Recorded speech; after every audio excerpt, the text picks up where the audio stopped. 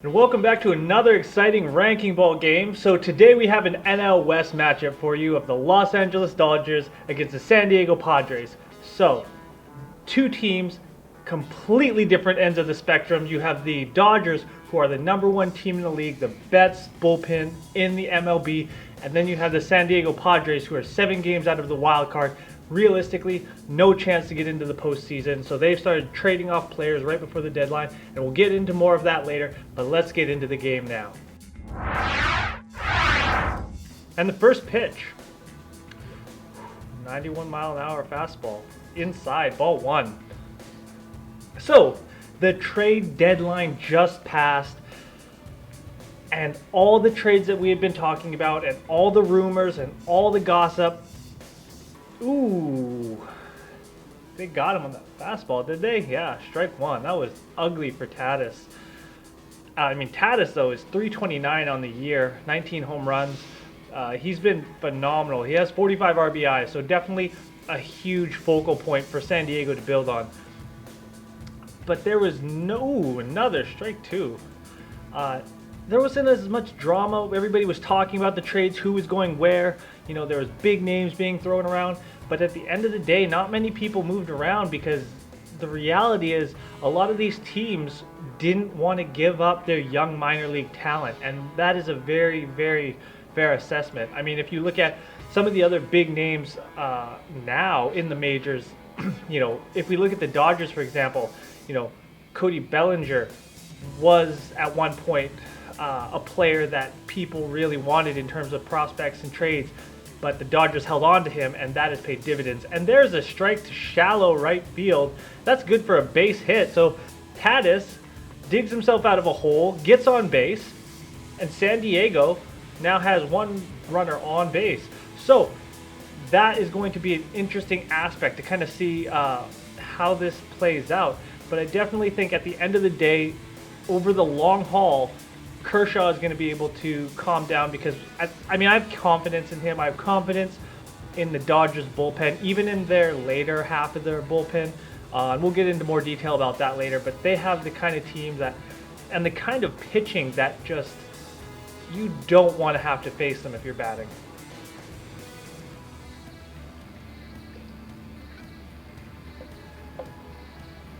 So, Manuel Margot is up. He's hitting .242 on the year, 60 hits, 6 home runs, and 20 RBIs. I know he'd really like to improve that number, but the way that my board is set up, and there's a bunt, and that's down the left baseline, easily picked off. There's third. Are they going for this double play? And they get him at third. So just like that, the bunt, the easy out at first, and then Tatis tries to steal and go for third and gets greedy and gets caught in the act. And San Diego has 2 outs now and no one on base. And this has kind of been the story for San Diego for the entirety of the year, where just nothing goes their way. But it's not they're missing, or they have just bad luck. It's simply that they don't have, they're just making bad decisions. That was a very poor decision. Had you stayed at second, you would have been on second. You would have been in scoring position. It's simple, but they get greedy, and so now we have 2 away. So this is the kind of thing that you expect from San Diego. And the reality is they're I believe, the 4th worst team in the major leagues right now. So that's the reality, the kind of team that they are right now. So you shouldn't really expect more. So when you look at my board, for example, it is very, very much based on the fact that LA will have a ridiculously large offensive game, and I didn't really put much faith into San Diego. So I did have Tatis, and so he's got 1 point right now. And then Hosmer, which we won't see probably till the next inning, I would imagine. So that'll be kind of interesting to see. Right now my pitching isn't great, but I'm willing to take that right now. Oh, there we go. Ground out. We didn't even see because of the commercial break. So anyways, so my pitching is now up to 2 points, and I am 107 out of 180. So not the best score, obviously, but I'm not worried. The reality is, like, this is a long game, and this game, ranking ball specifically, can change in an instant. So it can go kind of both ways. So I'm not worried, and I'm looking forward to the rest of the game, and I think it'll do fairly well. But obviously that first inning is very slow, and Kershaw didn't get the strikeouts that I was expecting him to, and I'm sure over the course of the rest of the game he will. 117 strikeouts on the year.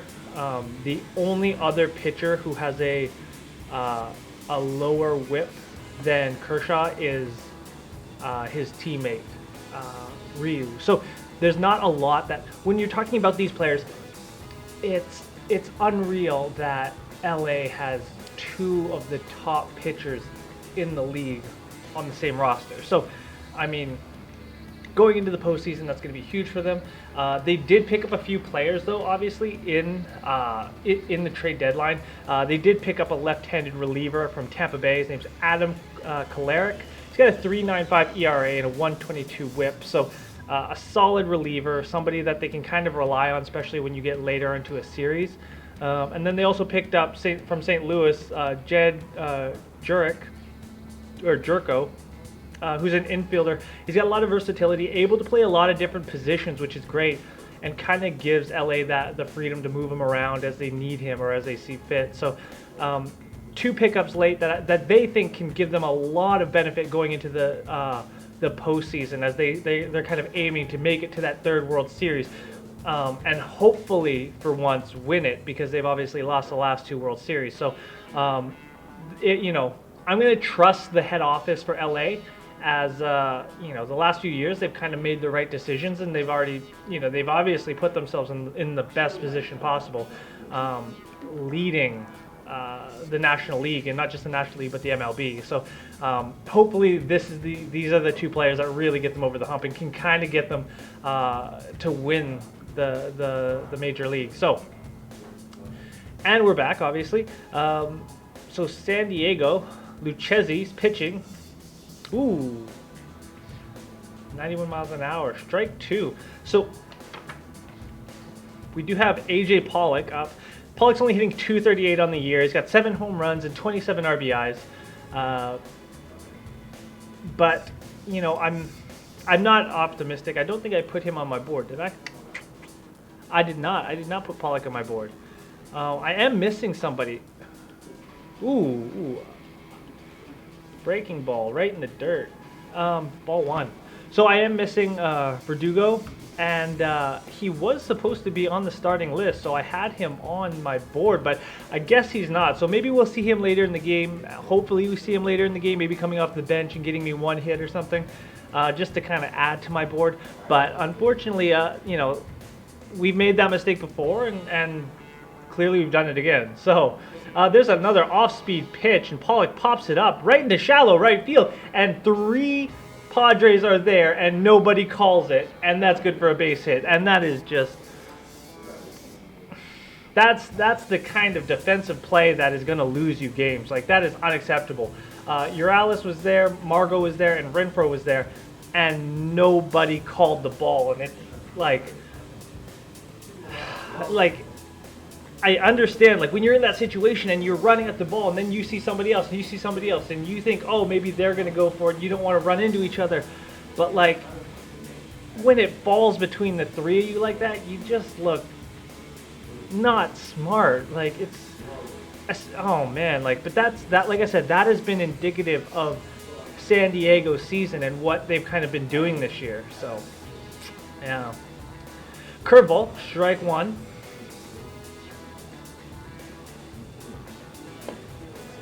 So, Max Muncy, second baseman, is up, hitting 260 on the year. He does have 94 hits, 26 home runs, and 70 RBIs. So, he could really add to both those numbers here, and hopefully, breaking ball in the dirt again. And hopefully, bring Pollock in. But we'll see what happens. we will see. It's who do I have? Let's see. I have Mike Muncy up. Yes, so I do have Muncy on my board. He is in a very critical spot, one of those corner positions. So hopefully I can kind of get him to make some big points. Another breaking ball outside.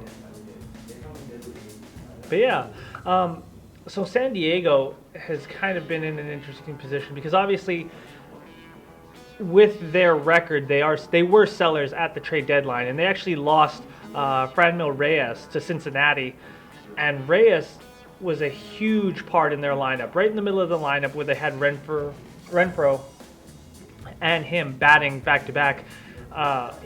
Reyes brought in 27 home runs, and he had a 255 batting average, not ERA, 255 batting average, and it's one of those situations where you are sellers, yes, but it's just unfortunate. And there's another base hit. Ground to the first baseman. That's easy. 1-2 double play and 2 away. So, San Diego playing some defense out there. That's cool. I did not expect to see that today. So, ladies and gentlemen, you are in for a treat. San Diego plays defense. Second baseman, shortstop at second, and then pass back to the first baseman. So, congratulations, San Diego. You have 2 away. But I don't think it's really going to make a difference. I think we've seen pretty early in this game that a majority of the time San Diego does not have their defense in order like that play. Ooh, are they going to review this play?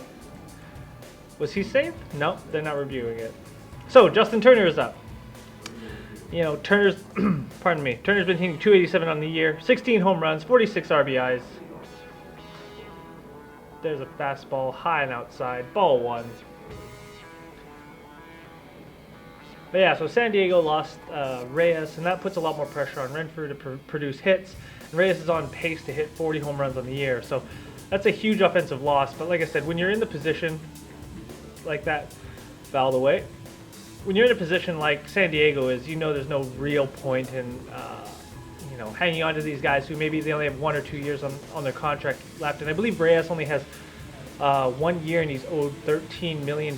So, might as well move him, let somebody else deal with him, get some younger talent in there in the minors, and hopefully try to develop those guys. Bring them in for cheap, and then as they start to get good, your team will actually be a lot better. And it's a long-term play by San Diego, but obviously for the team, when you have those relationships in the locker room, it makes it a little harder, the business side.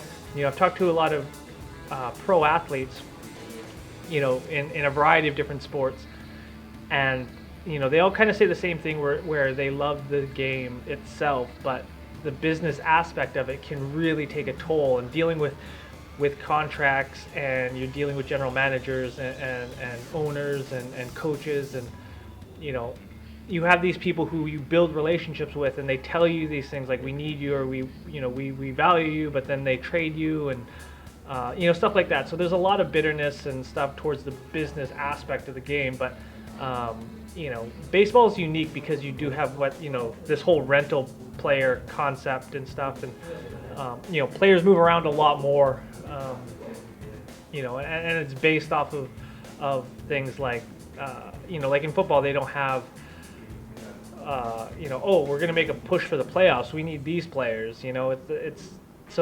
Baseball's an interesting sport there. Ooh, again, off-speed breaking ball in the dirt, 2-2.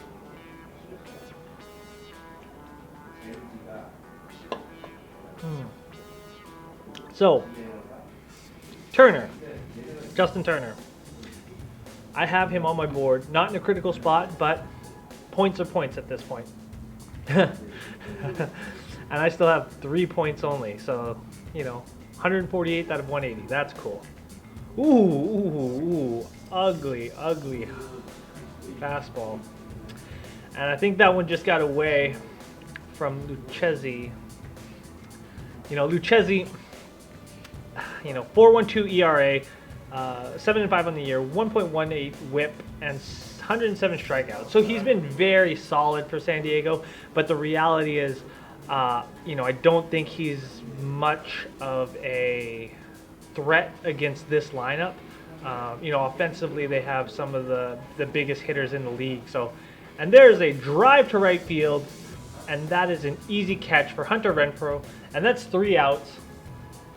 And LA up and down, 3 up, 3 down, no problem. So, we can go back to the board, check it out, and as I mentioned before, I am sitting very, very comfortably in 149th place.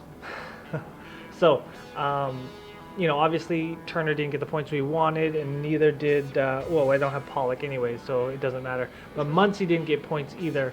So that being said, I am hoping for Cody Bellinger to have a huge game, and obviously I put him in a pretty critical position in that top left-hand corner. So it'll be kind of interesting to see again how the game progresses. It is a long game, and I'm not too worried about what my score is now, because the reality of this game, both baseball and ranking ball, is that as the game develops, things are going to happen one way or the other, and I'm just going to kind of roll with it. But as I've talked about before, this is a board that the reality of it does not really respect San Diego, because I don't believe against this pitching lineup, I don't believe San Diego can really make a lot of noise.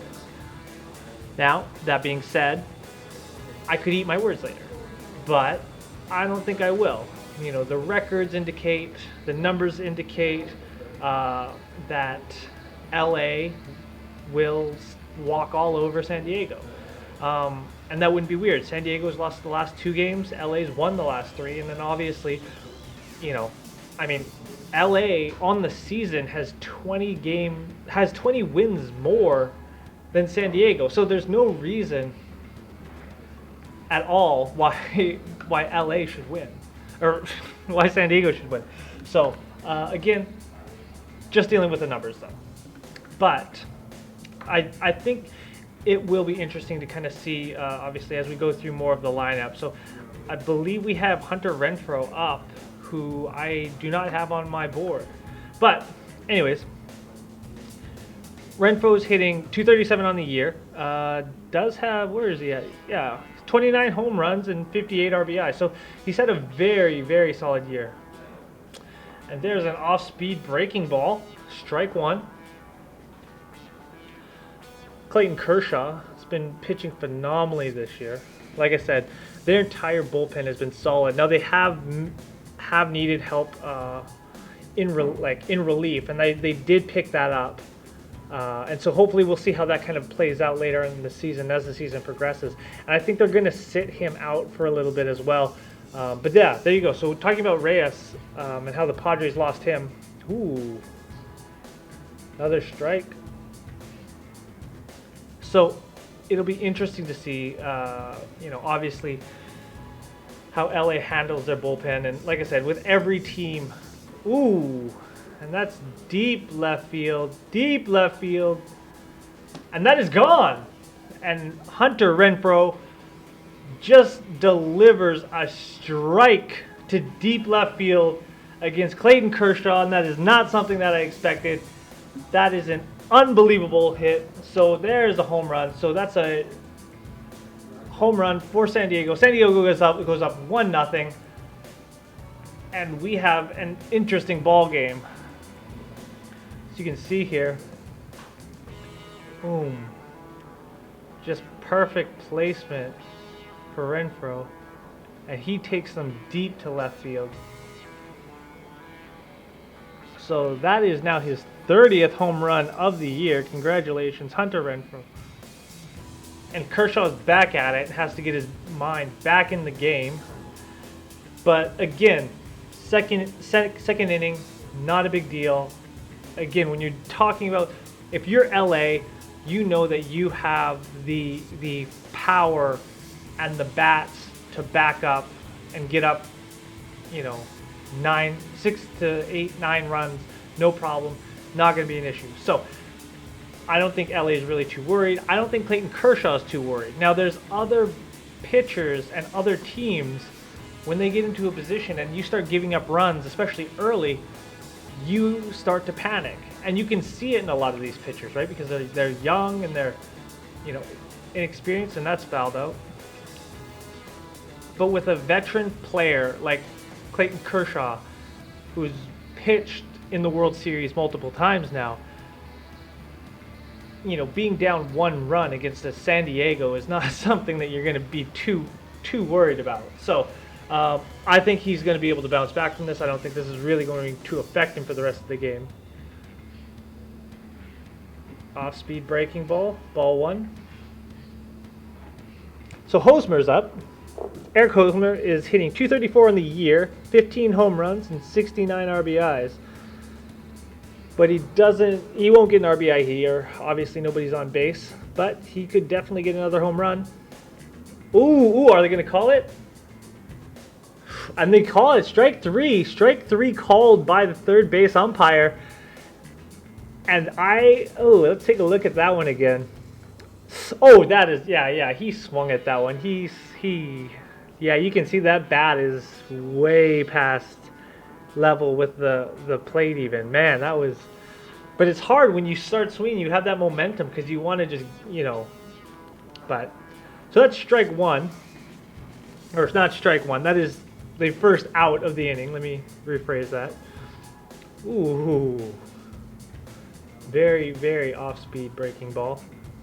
Will Myers hitting .221 in the year, 63 hits, 13 home runs, 31 RBIs. So, and he pops up to right field, and Bellinger is there, and that's an easy out, 2 away. And so when you get, especially, so like if you look at San Diego's lineup and who they have, it's, you know, their overall batting average is not impressive. So that's a huge issue. And like I said, getting rid of Reyes takes another bite out of that essentially, and it just puts them more in a hole offensively. You know, when you have players like Hosmer, Reyes, you know, even Hunter Renfroe, who hit the home run, is only hitting .237, right? So Uralis is hitting .091 for a batting average. So, you know, I know they just brought him up, so he hasn't really been playing much, but it's still not a great batting average to have. So we'll see if he can change that around. But this is, again, very indicative of the type of team that San Diego is. They're not performing on multiple levels. And it's very clear to see that when you look at their record. The 1-1 pitch. Strike.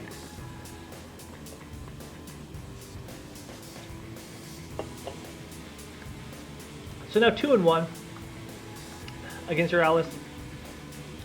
And Clayton Kershaw has a chance to get out of the inning. Just nice and clean, even though he gave up the home run. And that's fouled down the left baseline. Turner tosses it to the crowd.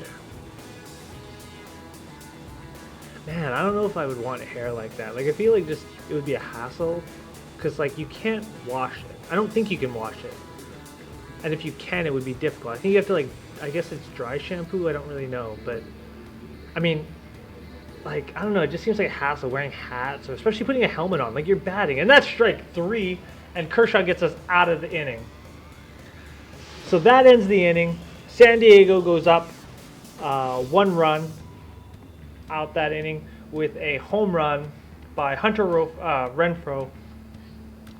And we'll go back to the board and check it out. So after that strikeout by Hosmer, who's on my board, I go down into the negative points for that. And I am in a very, very precarious 173rd out of 180 with a solid 6 points. So if there was ever a time to get some sort of offensive production from LA, it would be right now. So you can see right here, I am 173rd. First place has 18.75 points. So even though I am 173rd, I have 6 points, and first place is only 12 points out. So it's not really that much of a difference. So that 12 points can be made up fairly significantly. If you play Ranking Ball a lot, and you should, you will know that 10 points, a 10-point gap is very easily, like, it can change in an instant, right? So you just need one bingo. And with the multiplier, you know, if you had a diagonal bingo with a significant amount of points, you're going to get a huge boost, and that can rocket you up or bring you down. So if I'm not genuinely that worried about the 173rd position at this point. And again, if a baseball game was 3 innings, I might be concerned, but it's not. It's 9 innings. So here's first place with a score of 18.75. And they have Reyes, Pollock. Oh, so their first bingo is Pollock, LA pitcher, and Renfroe. Okay, so that makes sense. If you have Renfroe, obviously early in the game, you're gonna do well because he hit the home run. So, I mean, that's not really anything special. So, most wins versus a single opponent since 2011. The LA Dodgers have beat San Diego 104 times. So, if you made this board and you went with San Diego, then, I mean, thank you for your money. Like, there's nothing else I can say because, like, come on. Yeah, they're up. Okay, cool. That's great. There's 8 innings left. Like, it's not worried because here, Cody Bellinger is up, and Bellinger is hitting a phenomenal 328, 34 home runs. He is tied for 3rd in the MLB for home runs. And is that first pitch of the second inning, and Bellinger takes it deep, says to the ball, get back to your seat, and I will help you get there, and drives it deep right field, and that is a home run. LA responds in the very first pitch of the second inning and says, do you think you have a chance, San Diego? No, you don't. And Bellinger brings LA back 1-1, and that ties him for 2nd in the MLB with 35 home runs on the season. And I believe he's tied with Mike Trout right now, and he's only behind Yelich from the Brewers. That is unbelievable, and that is the threat that is going to be there every single time LA is up at bat, regardless of who is there. But obviously, with somebody like Bellinger, you have to be careful with that. But I've talked before about the importance of getting that first out with the leadoff batter and how it sets the tone for the inning. And yet San Diego gives up the very first pitch to go deep. It's just unbelievable. So we have to get back and focus on what's going on. And Tyler White is up, and White has a 250 batting average. He's got no home runs on the season, but he does have an RBI. So he is fairly new to the MLB this season. Ooh, high and tight. And you can see he started to swing and had to really pull back so he wouldn't get his fingers caught in there. But it's a big dude too. Probably put his weight behind the bat, but I wouldn't consider him a threat to steal a base, that's for sure. So the 1-2 pitch. Ooh, just outside. 2-2. You know, and again, as we've talked about that, you know, you could see where the ball placement was based off of the graphics, but that can change. You know, obviously the umpires have a different idea of what necessarily the strike zone is, and that is a very fluid concept. And he gets a piece of the breaking ball, chips it down to 3rd base, and Machado tosses it to Hosmer, and that is an easy out. So after the home run, Tyler White grounds out at first, and we do have Will Smith, the catcher, not Will Smith the pitcher, and not Will Smith the actor / rapper. I should say rapper / actor, because I think we need to prioritize his rapping ability. But if we're completely honest with each other, his rapping ability and his acting ability are really... Anyways, not the point. And that's strike 1 for Will Smith. But Will Smith has been hitting .333 this season. He does have 17 home runs And wait, yes, he does have 17 home runs and 62 RBIs on the year. So another threat. And the thing is, he is a threat late in their lineup. So, ooh, curveball. So it's one of those things when you're setting your lineup and when you're looking at the lineup, the opposing lineup as a pitcher, you'll see areas of the, usually it's the top, 4 or 5 batters that you kind of just want to get through. But with LA, you get to that point where you're getting, we're now at the 6th batter, and you're like, why is he hitting 300, And Christopher Negron below him is hitting over 300 as well. So it's like, there's the entire lineup, Kershaw excluded, is a legitimate threat in the lineup to send it deep. Ooh, are they calling? Well, they're going to call that one a ball. He pulled back in time on that one. It was a wild pitch. So the count is 2-2. One away. And again, LA was able to tie that off the first bat. And again, so I lost my train of thought. So Cody Bellinger was tied for 3rd in the home run, in total home runs. And he pops that one up, and that is going to be fouled out the right baseline. Takes a precarious bounce. So, so Bellinger was tied for 3rd with Polar Bear Pete Alonso from the New York Mets for most home runs in the MLB, and now has 35. So now he is tied for 2nd with Mike Trout of the Crosstown Angels, and has 1 home run less than Yelich from the Brewers. Ooh, high and inside. And he goes out looking. So Will Smith gets struck out. And that's 2 away. That one, okay, it was in the box. It was, oh man, it's like those high and inside pitches though. You gotta wonder. So Christopher Negron, he is currently hitting .375, has 5 home runs, 16 RBIs. And again, this is what I'm talking about, the depth of their batting. It carries them offensively, so you never really get a break as a pitcher. Curveball, strike 1.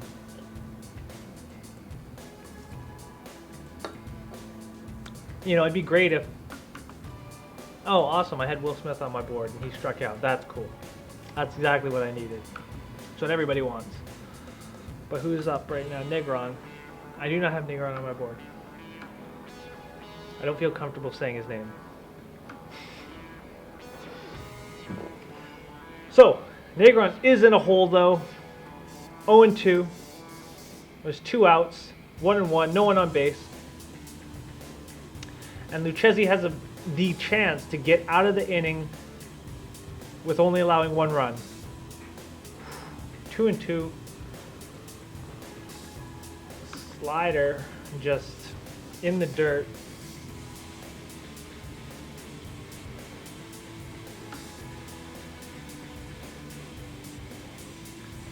Negron is 1-2 now. Now, even if he makes a single, double, triple, if he's on base, Matt Beattie. Ooh. Again, I thought he might have swung on that one. Okay, 2-2. Matt Beattie hitting .284. So again, you're getting a lot of offensive production out of him. But then even at .284, you might end up leaving him on base. So it's again, when you get to that later half of the lineup with Kershaw especially, you're not going to be able to do it. And there's ground hopper to Tatis, and Tatis makes the throw to Hosmer, and that is an easy ground out, and that ends the inning. So San Diego's defense bails out Lucchesi, but the big story here is Bellinger, 35th home run of the season off the first pitch of the 2nd inning. Unbelievable. So if we check the board, pitcher got 6 points. Bellinger gets a 6.5 points. Tatis has 1. Will Smith has -1. Hosmer has -1. I would like something from White, Muncy, and Turner, but we will see what happens because we'll have to go back through the lineup to see those guys again. But I'm not too worried. My overall rank currently is 162 out of 180. So I have moved up.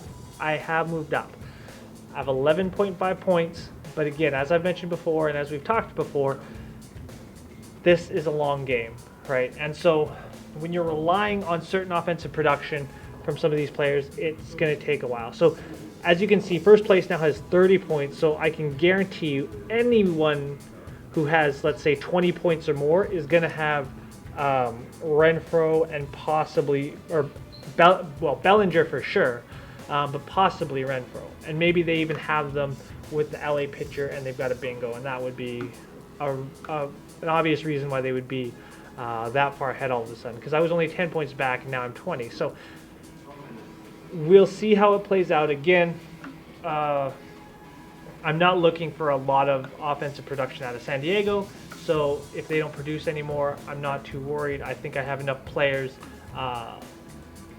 lined up with LA, and I think that the players that LA has are going to be more than enough to be able to produce for me and get me enough points. So 162 for now, but again, we're only going into the third inning and we'll have a lot more innings to go, so not too worried.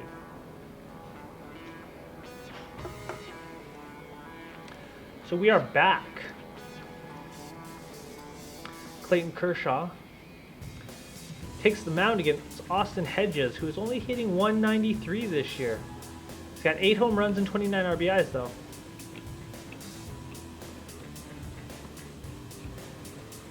There's first pitch, ball 1. Now, as mentioned before, like, ooh, high fastball, strike 1. San Diego is not intimidating necessarily, and I mean, I'm trying to say that respectfully, but they're not. Tries to get him on that high fastball again. San Diego doesn't necessarily, I don't know, you know, in the position that they're in, you know, trading away one of their better players even, it's just, they have to know where they are in terms of the league, in terms of the division, and how other teams see them. And, you know, I think for the Dodgers, I think it's, at this point, it's just, okay, we just need to get through this game. You know, they could lose every game to San Diego now, and I don't think it would actually make a difference at all. Even in divisional rankings, I don't think it would make much of a difference. You know, the fact that San Diego is still 7 games back of 500 is like, I mean, it's ridiculous. You know, and LA is, like I said, LA is up 20 games on them, but they're also, you know, over 600. Like, it's, I mean, the difference is so absurd, and I cannot believe that just happened. But Kershaw just walked Austin Hedges. So something's up with Kershaw, possibly. I don't know, because I mean, I'm not there, but that just doesn't make sense to me why Clayton Kershaw would be walking people and messing me up like that. So my pitching has gone down. I had 6.5 points for my pitching. I now have 4.5 pitches. And there's a bunt. And Justin Turner gets there in time. And that's the first out. But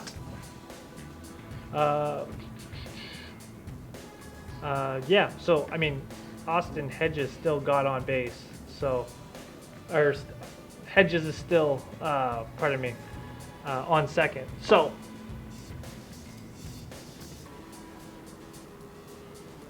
and we're going back to the top of the lineup with Fernando Tatis Jr. Again, he's 1 for 1 on the night, hitting .331, 19 home runs, 45 RBIs. He is their biggest threat, I would say, at this point. I think the Renfroe home run was kind of an outlier. But something's happened with Kershaw. He is not pitching.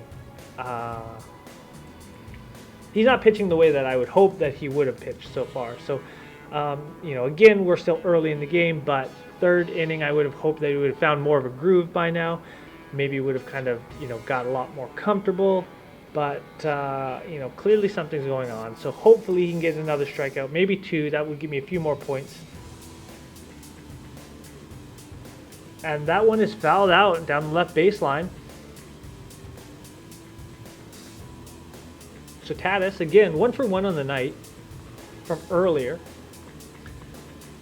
And I'm sure he's itching to get on base again.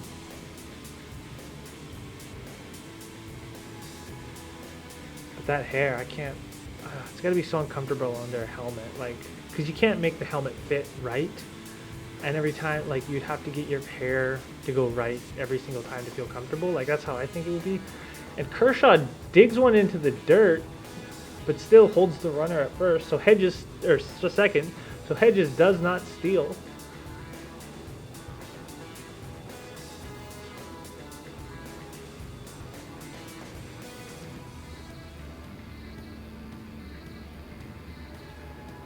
So Fernando Tatis, 2-1.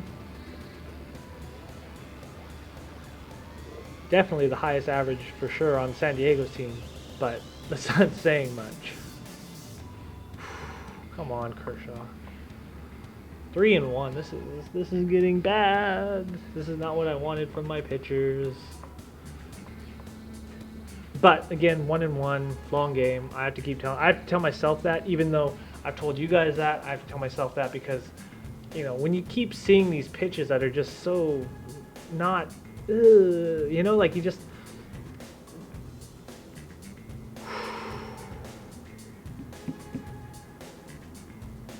Okay, ball 4. Cool. Walk another one. Awesome. Okay, so Clayton Kershaw just walked Fernando Tatis. Margot is going to be up. And so now San Diego has runners on first and second, and my pitching score has dropped down significantly. So that's awesome. That's all the things that I wanted right there, wrapped into one.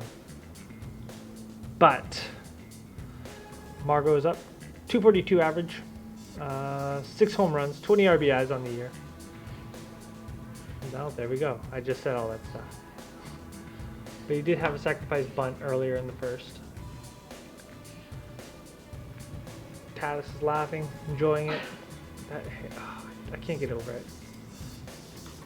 But I think when you get to like a certain point, especially as a professional athlete, you just want to do whatever, and I think that's just part of it. Just have ridiculous, crazy hair that probably smells because you sweat and can't wash it, and just, ugh. I don't know. I don't want to think about it. Okay, Kershaw coming back. It's popped up. And Tyler White is there for the catch, and that is 2 away. And they made that catch in foul territory. So great hustle by White. Saw speed out of him I don't think we've ever seen before. So anyway, so 2 away. So Kershaw not pitching the greatest tonight. I mean, we all have off nights, so I can't really get too mad at him, except for the fact that I have put my board based around his pitching ability. All right, so Manny Machado, 0 for 1 on the night, ground out in the first, 277 average, 26 home runs and 67 RBIs. Machado's been around for a while, been in the league a long time. And Kershaw's going to strike him out here.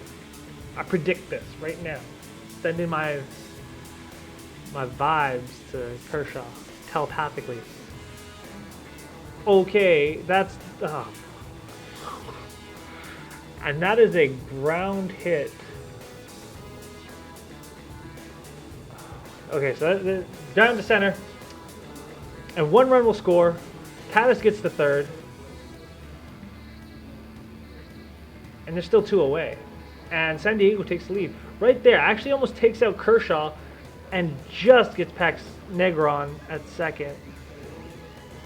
Or sorry, that's not Negron. That's Max Muncy.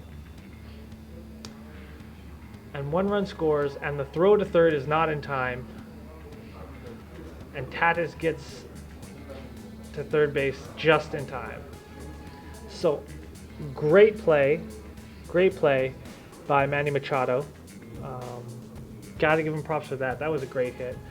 Right in the gap, obviously, too. And to be able to get just past Muncy as well was phenomenal. So, but that is a close tag. I don't know. He might not be. Oh, they're going to challenge that. They're going to challenge that. So, LA's challenging whether or not Tatis is safe at third. I don't know, it looked like he was safe to me. As much as I hate to admit that, it looked like he was safe, and I don't think that. Yeah. How much do you think that necklace is worth? Like, why would you wear that during a game? Like, especially when you're sliding in the dirt. Like that looks crazy expensive, and yet you're gonna slide in the dirt. Like, okay, we get it, bro. You got money. Like, dang.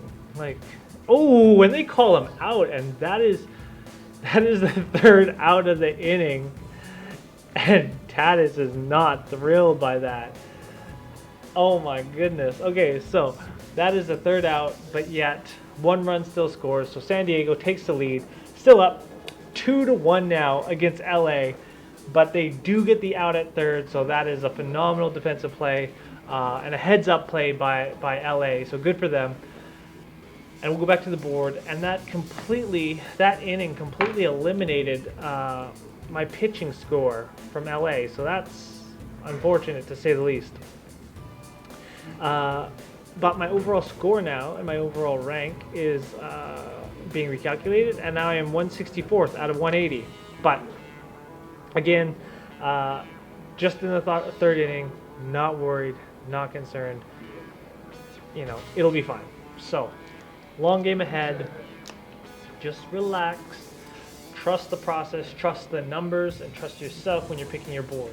But be aware that, like, even if I just look at these two teams, I know LA is the #1 team in the league. I'm not going to go against them regardless of who they're playing. Like, I'm going to go with the team who is the better team, and that's the cornerstone of how I'm basing a lot of my predictions.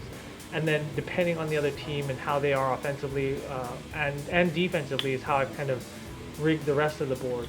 Now, like I said, San Diego, I didn't have a lot of respect for San Diego offensively. And looking at their numbers, like I said, when you look at San Diego's batting average, like, it's not impressive. So I picked 2 players, and the rest are all Dodgers. And so it's an extremely, extremely aggressive board that is going to rely heavily on the Dodgers, on LA, producing a lot of runs and a lot of hits, which just has not happened yet. But I have faith that it will, and I'm not too worried about it. But there's second place, Denver hit 32.4 points. He's got 2 bingos, 1 diagonal, Pollock, LA, and Hedges, and then Bellinger, Renfroe, and Hedges. So it'll be kind of interesting to see, again, how the rest of the game plays out. I'm really not worried about it, and I'm really not too concerned. If we were in the 6th or the 7th inning, especially the 8th inning, I would be concerned. But at this point, I'm really not. It'll be fine. Like, yeah, like the great thing about this game is you can come back, and you can you can make these epic comebacks over a couple innings, and even 1 inning can just change the entire board. So I have 10 points right now, and first place has 33 points. But I think I can come back, Like, I just need a few good hits. But we'll see. Matt Beatty is up, 284 batting average. Boom. That's a little chip shot just over the pitcher, and that is an error by Lucchesi, and that's good for a base hit. So look at that, Matt Beatty, right on base. 5 home runs and 25 RBIs. So he has 38 hits on the year. Now he has 39. Boom, and you can see just one hops it to Lucchesi. Lucchesi can't get a hold of it. Pops out of his glove. One hop. Can't get it in his glove. Can't find it on the ground. And that's more than enough time to get a base hit. So that's perfect. You know, and he's not even on my board, but, you know, obviously because I want LA to win and they're behind right now, more so that I need LA to win, that I'm going to cheer for them, you know. And like, honestly, Ranking Ball makes it so much more exciting. Like it just, you know, I'm learning more about all the players, like more specifics about the players. You know, I'm learning a lot more about, you know, defensive and offensive baseball, and knowing the stats is fun now, and it's you get more invested in your team, you know. So if you want to feel like you're more a part of the team, it's like Ranking Ball is a great way to really like take it to that next level. So it's you know. Ooh, and there's the call. Okay, I know what that means. That means tell Muncy, White, and Turner, and Will Smith to score some points for me on my board, because I need it right now. Like, badly need it. You know, I'm going to take a lot of crap in the office for not producing a higher score. You know, I can't be finishing 166. You know, that's for dang sure. So, Kershaw is up, and we actually still haven't got through the LA's lineup yet. So that's kind of surprising that this will still be the first time we've gone through their lineup with Kershaw. You know, obviously Kershaw's not the best hitter, hitting .094. He's only got 3 hits on the year, 1 RBI. Goes to bunt, pulls back, just outside, ball 1. So Kershaw is down in the count, 1-2. No outs, 1 on base. So even if Kershaw gets out, there's still 2 outs to go. And we will start the lineup again, so we will have Pollock come up and then Muncy. But again, I'm not expecting... you can see the defense has kind of moved in already against Kershaw. They know he's not really a threat. And obviously, you know, this is the big difference between the American League and the National League is... there's another ball, 2-2.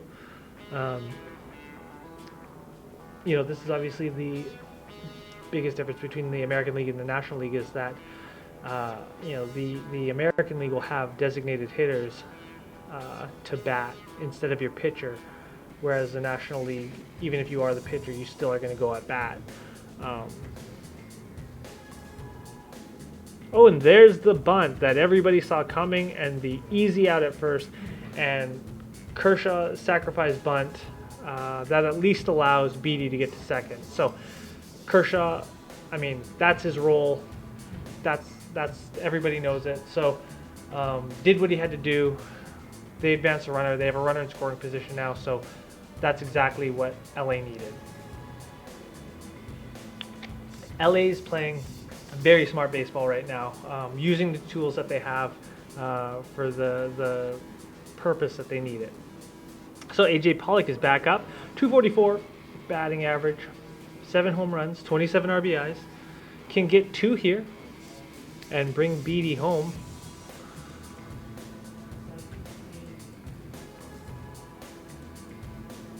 Ooh, off-speed breaking ball, strike 1. That was slow too. That was 77 miles an hour. That is, you know, like, I mean, don't get me wrong, 77 miles an hour is fast. Like, it's going to come at you fast, but, I mean, you're talking about 25 miles slower than the fastest fast pitch. Like, you know, you're going to notice 25 miles. And there's a fastball, 0-2. Pollock is down the count. I don't think he liked that call. That one was a little low, too, but, you know, 1 for 1 again on the night.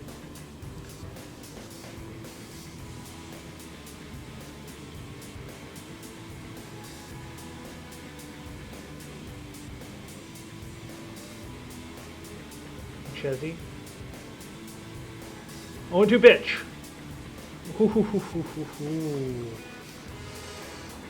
High and inside. And they thought they were going to try to catch B stealing. Yeah, see, they're talking about it. They knew the call. They were going to fall for that. So Pollock now is 1 and 2.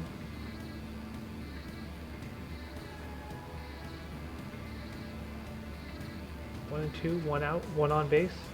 San Diego's up 2-1. The pitch. He gets a piece of that to right field, and that is an easy catch for Hunter Renfroe. And they tag him up at second, and Beatty is safe on second still. But that is 2 away. I was hoping for a little bit more out of Pollock, but unfortunately not. Again, he's not on my board, but you know, hoping for the best. But I believe Muncy is. So Muncy is on my board. Max Muncy, 259 average, 26 home runs, 70 RBIs. It would be great for everybody, and by everybody I mean me, for him to hit a home run here. And then I could get a nice solid diagonal bingo with Bellinger, Kershaw, and then himself, Muncy. Curveball. Low and outside. I'm just getting destroyed on this board though, so I need something. I need some sort of offensive production. And I believe Muncy's the guy. Muncy has got to be the guy for this. Like actually has to be the guy. Like I demand it right now.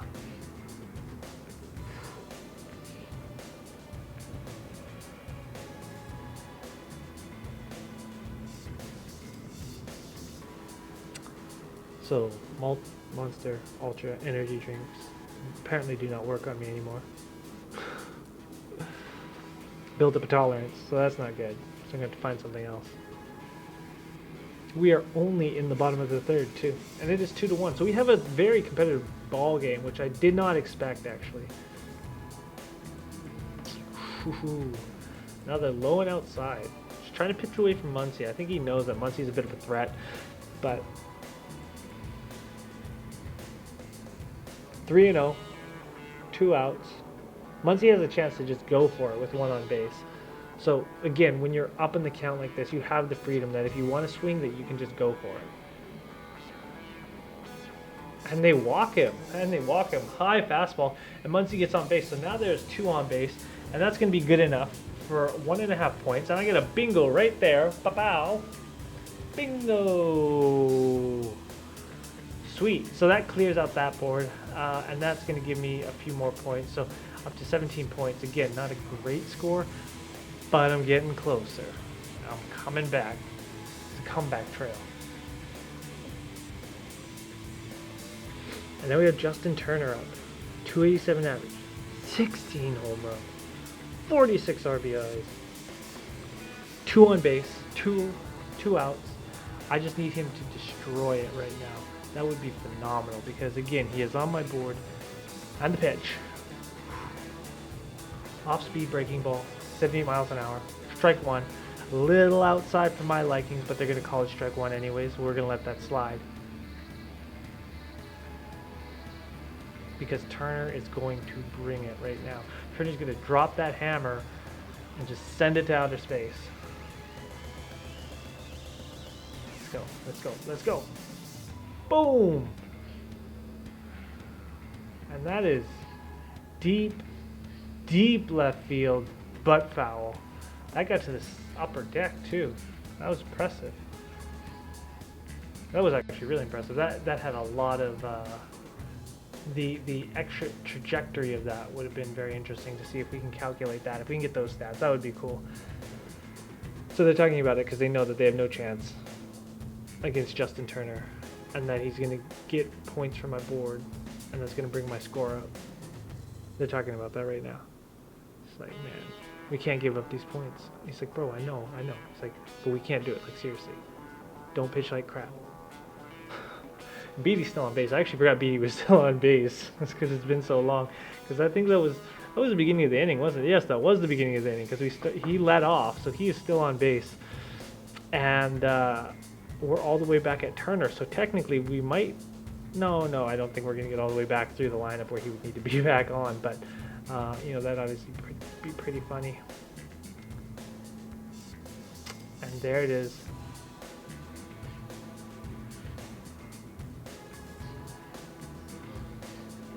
So Justin Turner could go down swinging hard and end the inning, end the third inning. So there's two away. Scores 2-1 for San Diego. 2 on base. Count is 0-2. Justin Turner can just send it loose. The 0-2 pitch. Turner gets a piece of it, and that's fouled away. You can tell the catcher, Austin Hedges, is kind of pissed about that one. That's not the placement he wanted, and I think Lucchesi, I think he was letting Lucchesi know about it. I think Lucchesi knows he's not pitching the way that Hedges wants him to.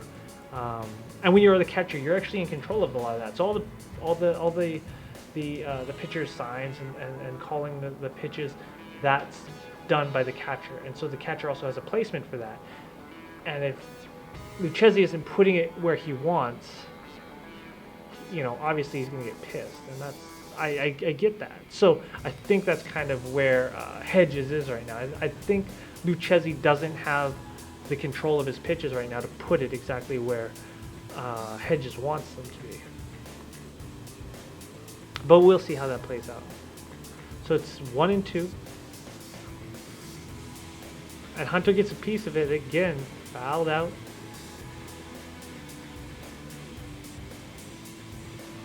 So we could be here for a while if Hunter's just going to keep fouling these. Yeah, he already has 4 fouls this game alone, so I mean, they can just add up and keep going and going and going, but hopefully they don't. And even if they do, at least he's not getting negative points on my board by striking out, because that would be great. Ooh, high and outside, 2-2. So 2-2.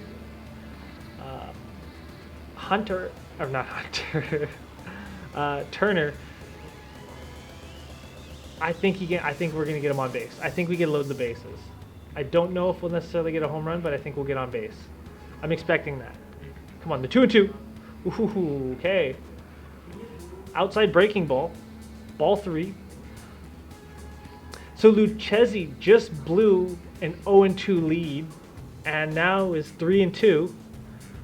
And you have to wonder what he's thinking now, because obviously he wants to get out of the inning, but you have the go-ahead run on base, on first, and this is a dangerous spot to be in. And Turner gets a piece of it again and fouls away again. That is his 5th foul of the game, and we're only in the 3rd inning.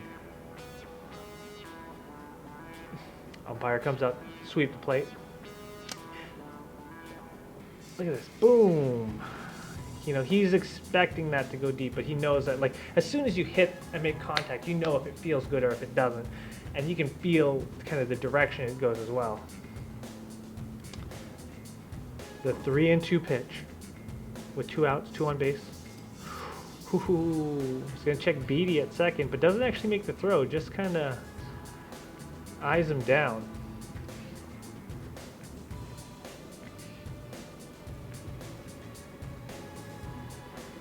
You can feel it. Lucchesi, I think he's getting to that pressure, because, you know, you have a lead right now. You want to maintain that, but you know the rest of the lineup's coming.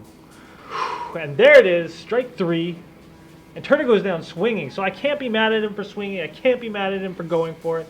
And that was a great pitch. That was a great breaking ball, off-speed pitch by Lucchesi. So Turner is going to take the W or the L there for me. And I'm kind of eating it a little bit because now he's at -1. But we go back to the board.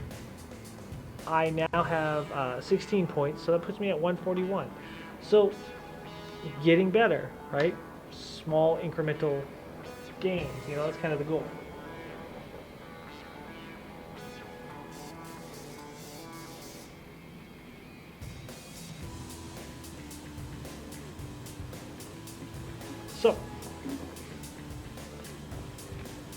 It'll be interesting to see again how many innings Clayton Kershaw pitches. Now I know we're only going into the fourth, but you know, his pitch count I believe is getting pretty up there. I think he's at 41 pitches. Actually, if he's at 41 pitches, no, we could still see him for another like 3 innings probably after this. So it'll be, and he doesn't throw a lot of heat, so it's not like some of these other guys where like every other pitch is a fastball. So we don't have to worry about like arm fatigue as much with Clayton Kershaw, but it'll be interesting to see kind of how he does, because obviously this game hasn't necessarily gone the way that LA would have wanted it to, or I myself have clearly thought it would go. But yeah, it'll be interesting to see how Kershaw responds in this inning.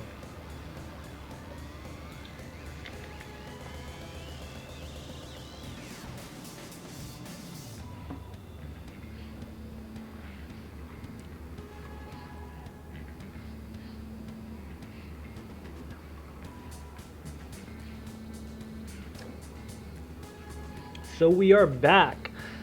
San Diego has 2 runs off 3 hits, and LA has 1 run off 3 hits. And you can see right here, so Hedges is talking to Lucchesi, and he's got to be telling him like, hey, no, if I tell you to put the ball here, you got to put the ball there. Like, don't give me this crap. And the first pitch of the 4th inning is high, fouled out. So you can see first place here on my board. First place is 34.9 points. I have 16 points, so I'm about 16, 17 points back. So got some work to do, but again, this game can change in a hurry, very fast. So not too worried. But we do have Hunter Renfroe back up, who again was the first home run of the game. It was a home run solo to deep left, if I remember. Off-speed breaking ball, outside, ball 2. Yeah, so Clayton Kershaw is only 44 pitches in, so I think we're going to see him at least till the 7th inning.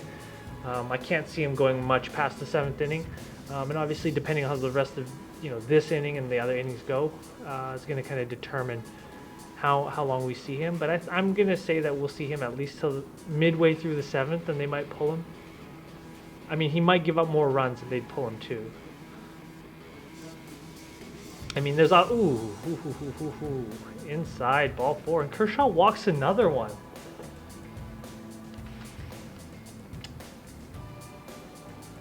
Something's got to be going on with him, like maybe not physically, but mentally, because I mean, he's obviously not playing to the level that he should be, or the level that I think he would want. So this, I mean, even if they get out of this with a W, his score is not, not what any of us would have wanted. And it's just like, it's killing my board, man. Dang. Come on. Like, ooh. There's a strike.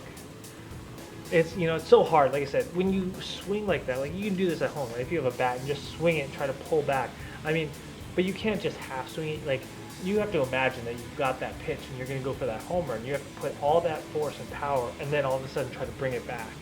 And it's not easy. Like, it's really not easy. And that's something that, we see it and it's like, oh, why you can't pull back fast enough? But it's like, that's not the case at all.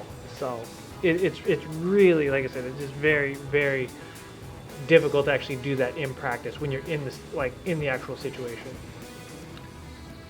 Ooh, curveball, strike 2. So Kershaw needs to start getting some confidence, I think. He's a professional, he knows what he's doing, so I don't want to try to critique him too much because I want him to have positive thoughts and all that good positive energy and all that stuff. But you got to get some strikeouts, man. Like, you got to just get a few more. Just build that confidence back up. Like, you let 2 runs in, who cares? We'll let the reliever get the save. And there's popped up by Hosmer. And Pollock is there for the catch. That is an easy catch. And the runner advances to third. Wait, no, sorry. First. Yeah, because they only had one on base. I don't know what I'm talking about. But that was an easy catch for AJ Pollock. So Will Myers, again, 0 for 1 on the night, hitting 220, 13 home runs, 31 RBIs. And this will be the 50th pitch of the night for Clayton Kershaw.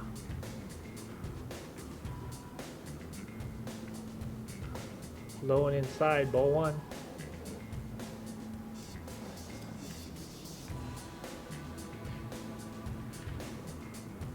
Man, it's going to be so interesting to see like how LA does later, like in the postseason, because you know, again, we didn't see a lot of the big trades that we were all expecting to, like, you know, like what Houston was looking for and what LA was looking for. Like, we just didn't see these blockbuster mega trades, and I think people are getting more conservative when it comes to some of that. Even if they want us, like, even if other teams want to spend the money, the teams with the players are like, no, we want to hang on to them, you know. Or the teams who want to buy don't want to give up their young talent. Again, fair enough, but it'll be interesting to see kind of how LA does this postseason. Now, they're expected to win the NL pennant, obviously, but you know, to be in and there's a ground to left field, deep left field, and that'll be good for a base hit. And San Diego has another hit again and gets 2 on base. So something's up with Kershaw. Something, like, there's no way that this can be happening right now. I mean, like, I'm not saying that you don't have a bad game every once in a while, but like, for him to be allowing this many hits, it's just absurd. Like I wouldn't have expected it, and that's why I chose him. And now he's screwing me over. Because the LA pitching has been garbage so far this game. Yeah. Anyways, so hopefully, because we're in the bottom half of the lineup where it is really bad for San Diego, hopefully Kershaw can get the 2 outs here, and we can kind of move on to the bottom of the 4th. But so Luis Urias is under 100 for batting average, and that's just, I mean, I understand that he's a rookie, but it's not acceptable. Like, if he wants to actually stay in the majors, then, you know, I'm actually surprised they haven't sent him back down because of this. But he pops up, and AJ Pollock is there for an easy catch, and that is 2 away, and Pollock drives it to third. The throw is not in time, and they are safe on third. So Renfroe steals second to third and is safe. And San Diego has runners in scoring positions. Right there. So you can see just gets on base right before the tag. And that's a hard throw to make. You can see there, Negron almost picked that off. Justin Turner thought he got him. And remember, it doesn't matter if Turner is touching the bag or not, because it's not a forced play. He has to make the tag before he touches the bag and not just touch the bag. Where it is a forced play, he can just touch the bag and then it's an automatic out. So Austin Hedges is up. 193 batting average. So again, Kershaw can get out of the inning here with just an easy out, or pops up. Bellinger is there, and there we go. That ends the inning, and San Diego leaves runners in scoring position. So Kershaw gets out of the inning, but they're gonna have to talk to him. Something's up with him, and that just can't be, like, it's just not acceptable from him. And I'm saying that as a personal attack against me and my ability to perform on Ranking Ball. So, and you can see 16 points, and I am way down. You can see we're still scrolling,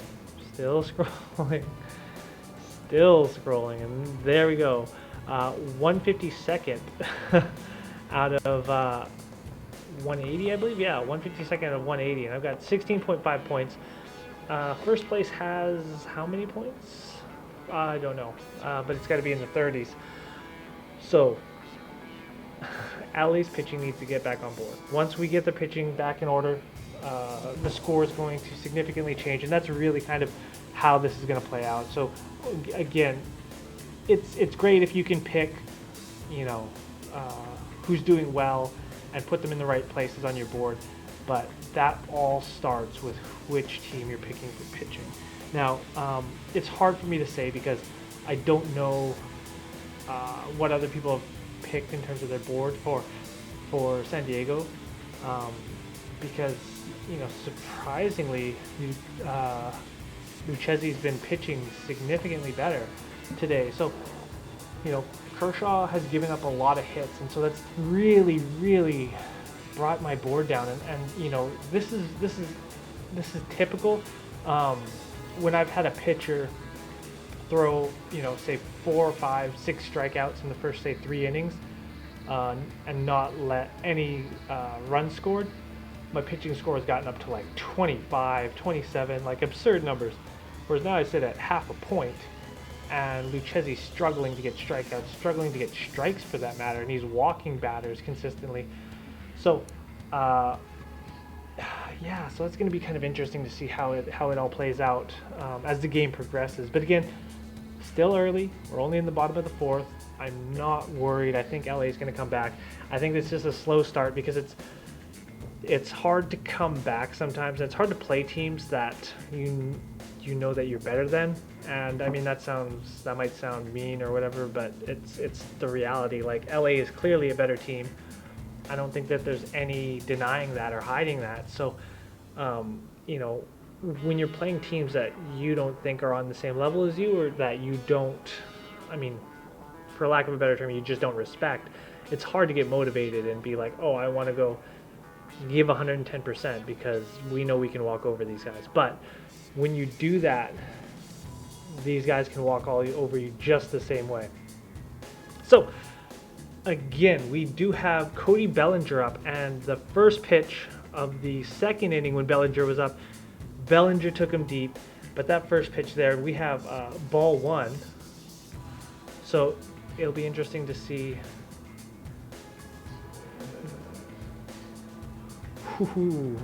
Off-speed breaking ball. Bellinger swings at it. 1-1. So Bellinger, again, now tied for second in the MLB in home runs.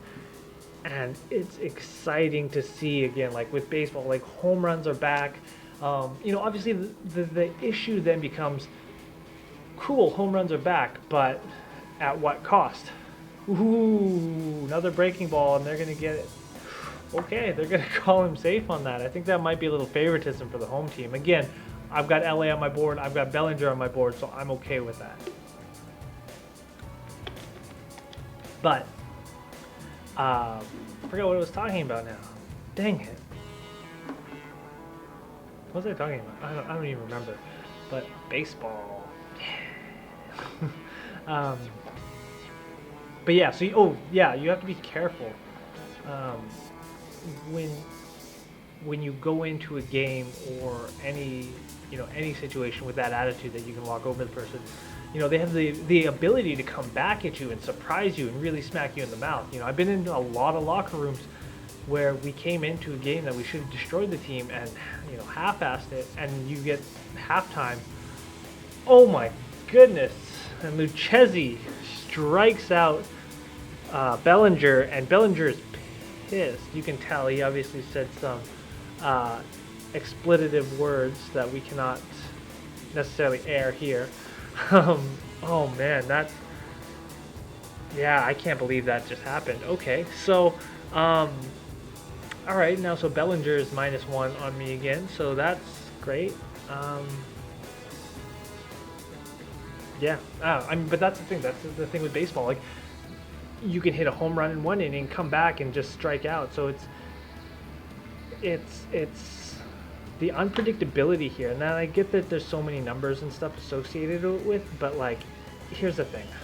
When I was looking at a lot of statistics in regards to baseball analysis and stuff. A lot of the numbers said that like 60% is, ooh. Oh man, Will Myers sprints to left center field and just nabs it. And Tyler White is out on that one. So there's 2 away already. And San Diego might actually pull this out. That would be something else. I mean, I'm not worried yet, but we are halfway through the game and San Diego is actually starting to come together and holding these things together. And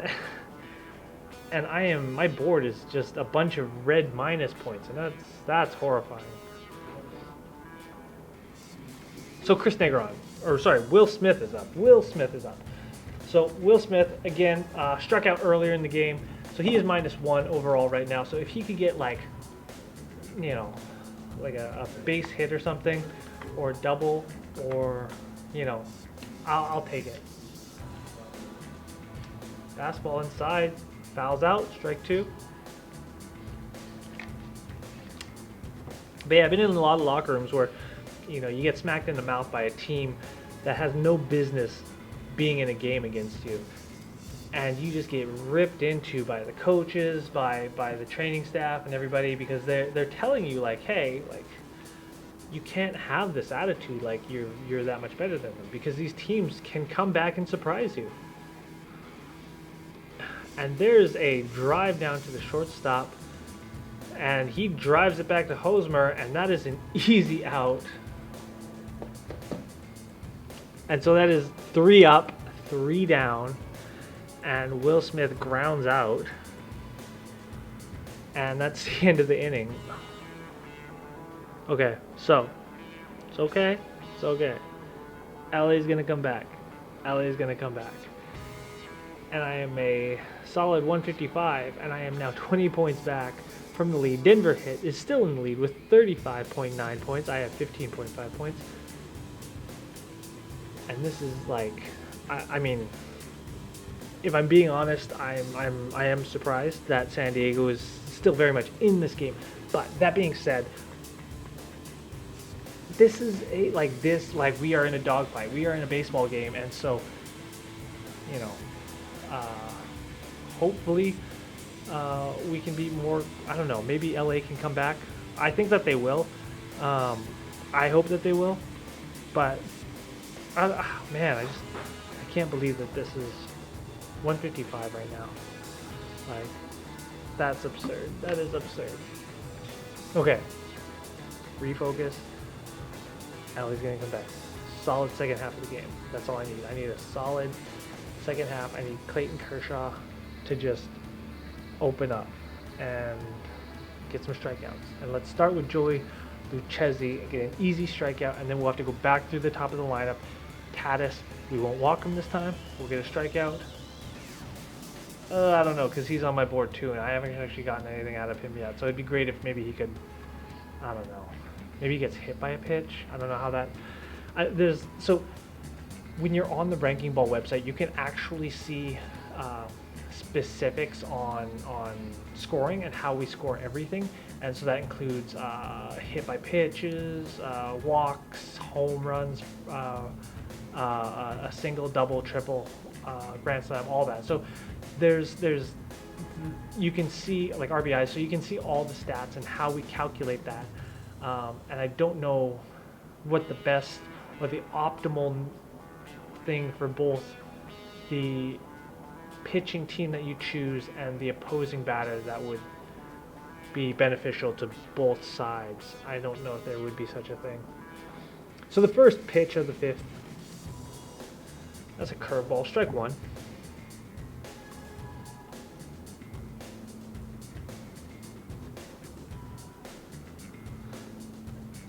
Joey Lucchesi. Again, strike 2. And so maybe Kershaw just gets this easy 3-pitch strikeout right now. The 0-2 pitch. Ooh, and he gets him. And Lucchesi goes down looking on 3 pitches.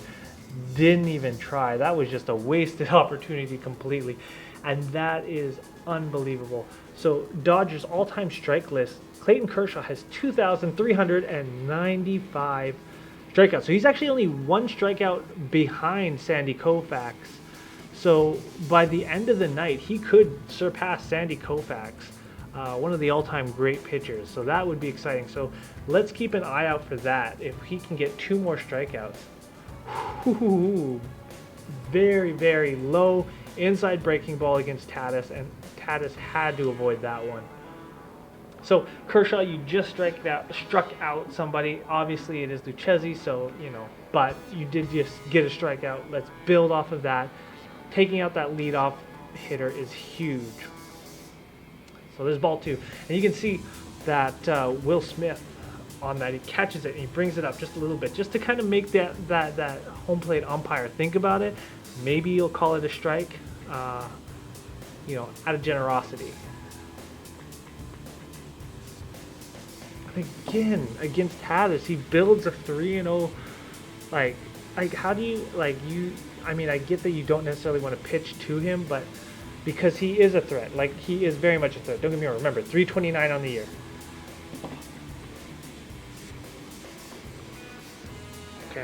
Okay. So Tatis essentially is 3-0 for the night, and that's off of 2 walks. And so I don't understand the thought process when you are Clayton Kershaw to walk him again. So he's on base. Let's move on. One away. I think that Kershaw's at 63 pitches, so we might only see him for 1 more inning after this. So I think they'll probably pull him after the 6th, and then for the 7th, 8th, 9th, we'll have a completely different pitcher. We'll have a reliever in, so we'll see. So Margot, 241 on the year. He had a sacrifice fly. Ooh, tricky. See that? Tried to stretch and still tried to get Tatis. That's the thing about left-handed pitchers, is you can see on first base how much of a leadoff they have, and if you want to actually make that throw to first and take that chance. Curveball, low in the dirt. Now you got to be careful again, your placement, and you can't let these pitches get away from you, because the moment you throw one in the dirt like that and it gets away from the catcher, Tatis instantly has a stolen base. So you can only do that for so long, and again, you have to be careful, especially what if Tatis is on third and you have that wild pitch, and it goes off somewhere. It's ooh, beautiful. Strike 1. So Margot again, 0 for 1 on the night, 241 batting average, 8 home runs, 20 RBIs, but I think, I'm going to forget about the walk, but I think Kershaw is going to get into a rhythm here. He's going to be able to come back, able to throw. And again, you can see as a left-hander, you can see first base. If I'm pitching in this direction, you can see first base, and you can go into it and still just drive it down. It's like a no look, right? It looks cool, don't get me wrong, but it has to have a purpose. And so far, again, checks Tatis. I think they're really worried about Tatis running. Now, Tatis obviously has a lot of speed, so, a very, very good athlete.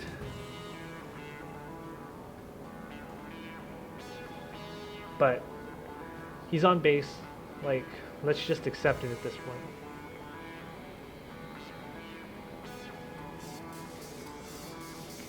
Ooh, and there's another base hit down to shallow left field. Matt Beatty's there, tosses it to Negron, and the runners advance. I'm really disappointed right now, really disappointed. So Kershaw allows another hit. San Diego is up 2-1. They have runners on first and second, and there's Adam Kolarek warming up in the bullpen. Again, Kolarek is the new acquisition, the left-handed reliever out of Tampa Bay. Here we go. Manny Machado, 1 for 2 on the day. He does have an RBI single in the third, and they are coming out to talk to Kershaw. So maybe they pull him now. Look at that sidearm action too. So the sidearm is a very interesting pitch. Like when you throw it that way, it puts a lot of strain on your elbow, and so you're a lot more liable for Tommy John surgery and blowing out that tendon in there. But yeah, like he's it's harder to read the pitch as a sidearm thrower like that.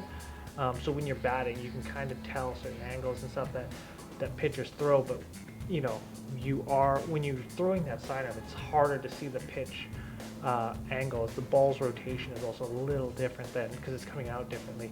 It's coming out this way rather than over the top. The issue though is that as a sidearm pitcher, you're not getting the same speeds, right? So if you look at traditional overhead pitchers, guys who are throwing over 100 miles an hour, like 101 miles, 102 miles an hour maybe, you know, it's all traditional over the top. But the fastest sidearm guys are going to throw, you know, 88, maybe a 90 here and there. You're not going to get a lot of speed at that sidearm, and you're opening yourself up to, if they do read your pitch and they do catch it just right, boom, it is gone, because that's going to be an easy pitch for them to really connect with, and that exit velocity is going to be so much more significant because the approaching velocity is significantly less. So, physics. Boom! That is popped up into right, shallow right field. Bellinger is there, and that's 2 away, and the runners hold.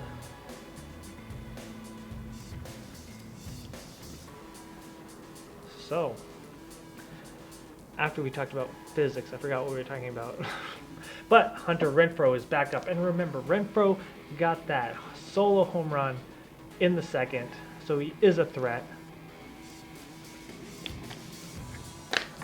And they have walked him as well. So, 239 on the year, 30 home runs. He's on pace to hit 40 home runs this season. I believe it's 41, 42 home runs this year. He's on pace for. And he did lose his buddy. Like I said, obviously, they did trade Franmil Reyes, and so him and Reyes were actually really good friends. And again, they were both kind of back-to-back right in the lineup, and it gave them a very vicious middle, like 1-2. Ooh, there we go. Breaking ball. Strike one. So you have 2 away, you have 2 on base, you're down 2-1, and you're up in the count 0-1.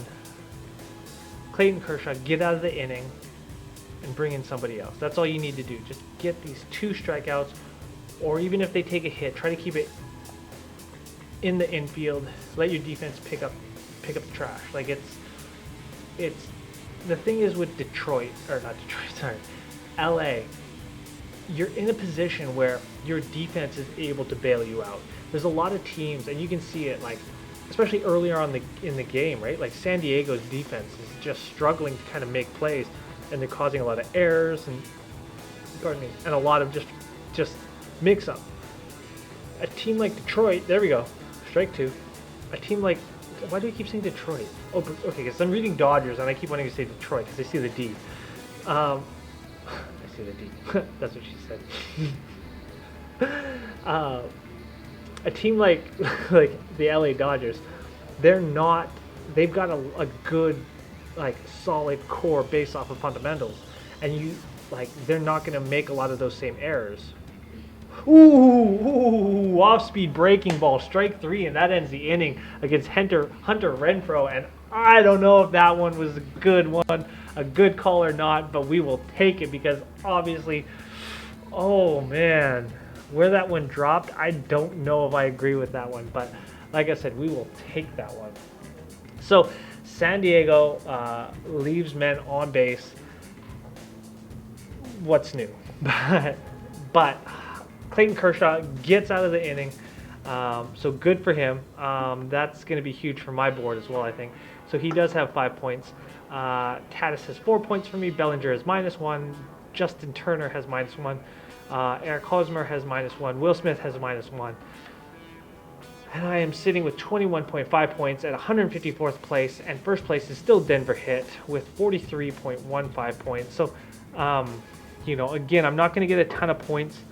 I'm not going to get a ton of points from the pitching, I don't think, at this point. But I don't know. So there's Denver Hit. So what do they have? They have Pollock, AJ Pollock, Muncy, Tatis. So Tatis, oh, so, okay, so they've got 4 bingos. So they've got 2 horizontally, 1 vertically, and 1 horizontally. So that's, oh, okay, so they have a really good board, actually. And it's so here's the thing, they actually have a balanced board, too. And it's interesting because they are missing 1 player as well. So it's, okay. So, I'm surprised, though, that Bellinger, Machado, and Pollock haven't connected for them, though. Interesting. So it's always interesting.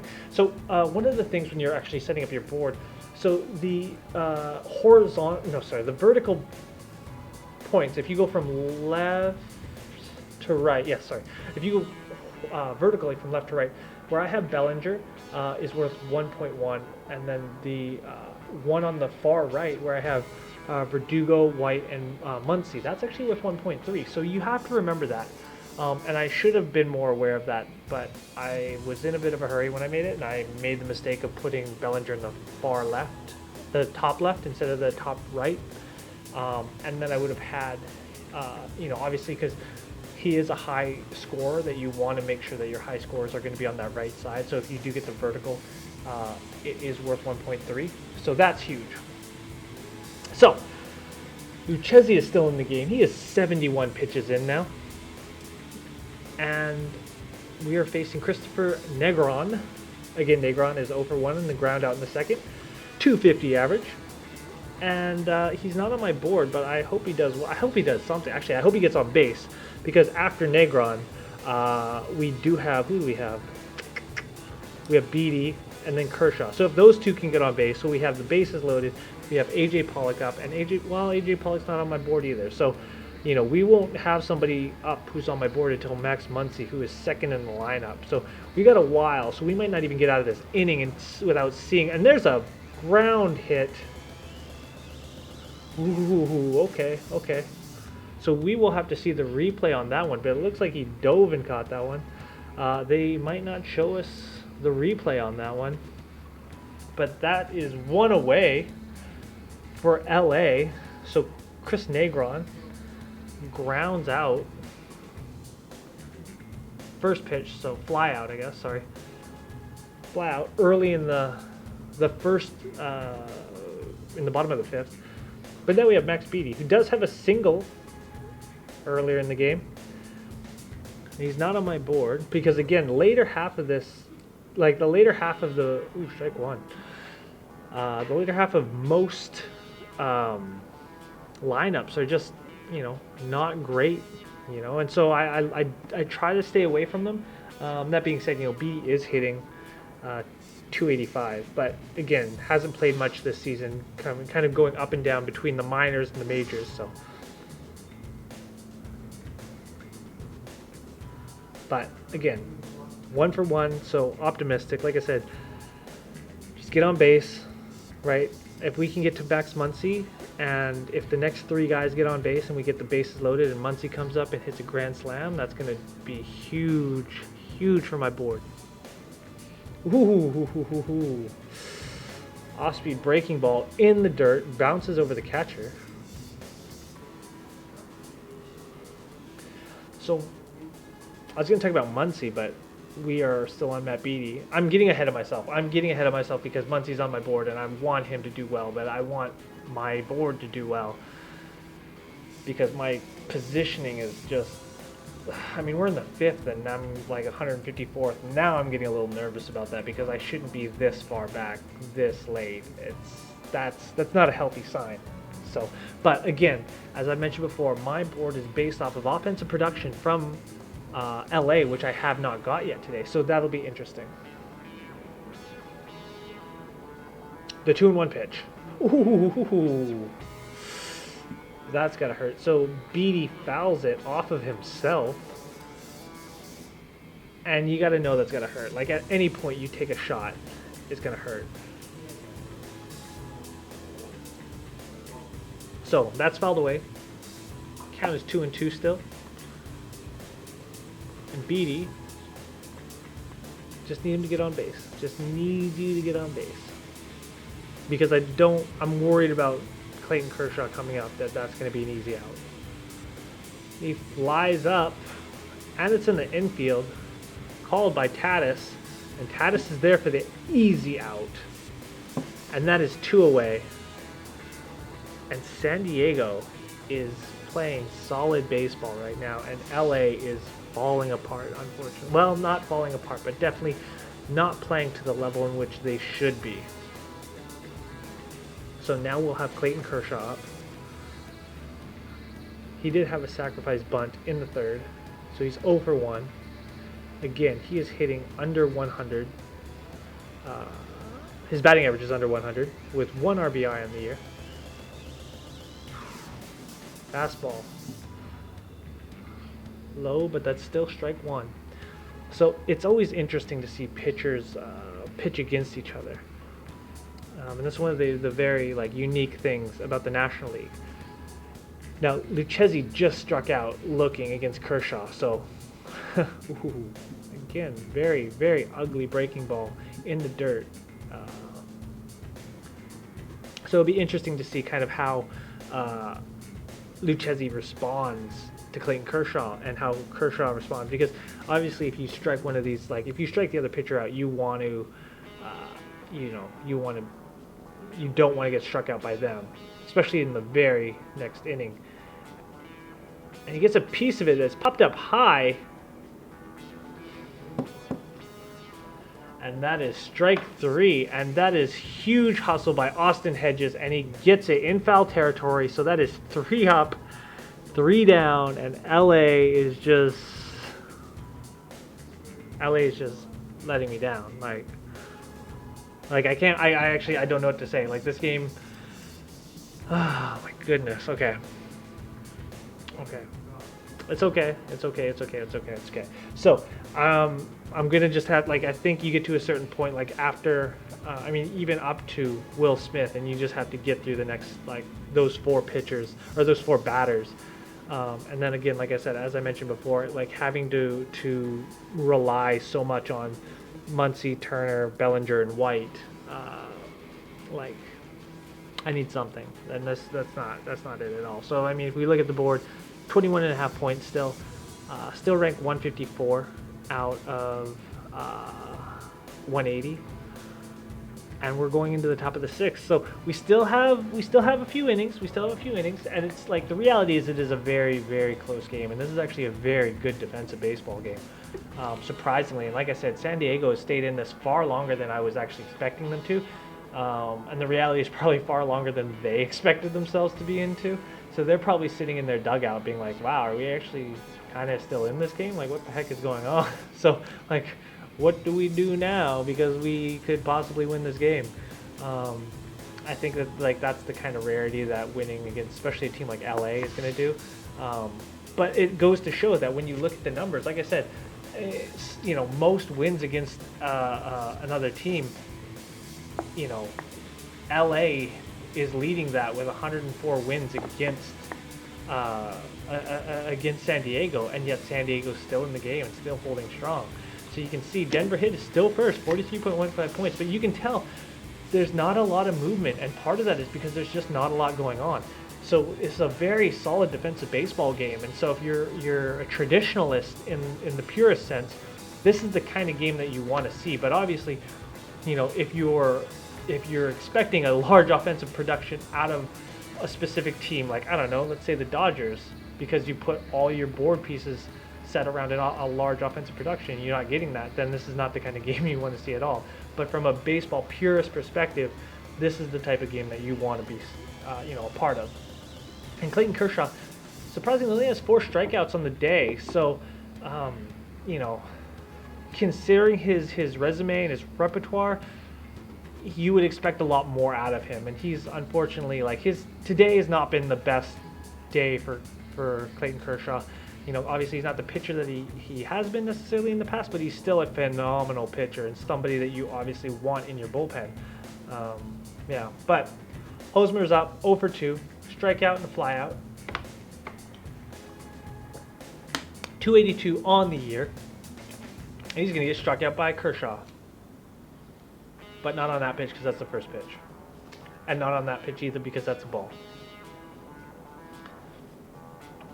But Kershaw just needs to chill. Just needs to chill.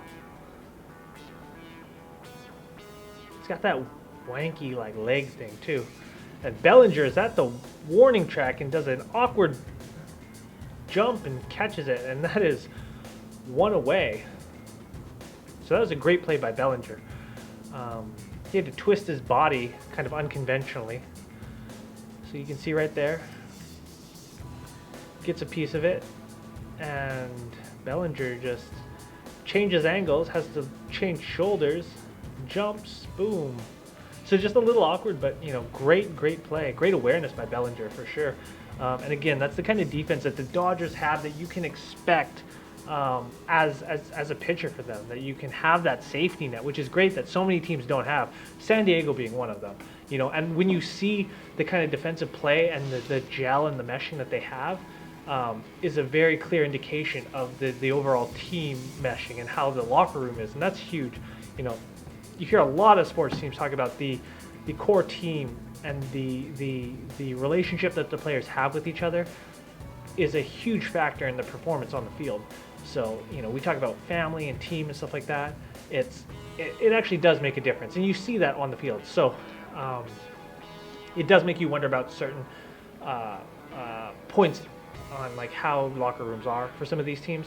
You know, if you think about like the Orioles, for example, and kind of how they are, especially when you trade away players that you know, good players, like in baseball. And there's another walk, and I cannot believe this. So Kershaw, I believe that's his 4th or 5th walk of the night. And this is not where LA was hoping that he would be for them. And that's not where I was hoping I would be with him. But Luis Urias is up. He's 0 for 2 on the night.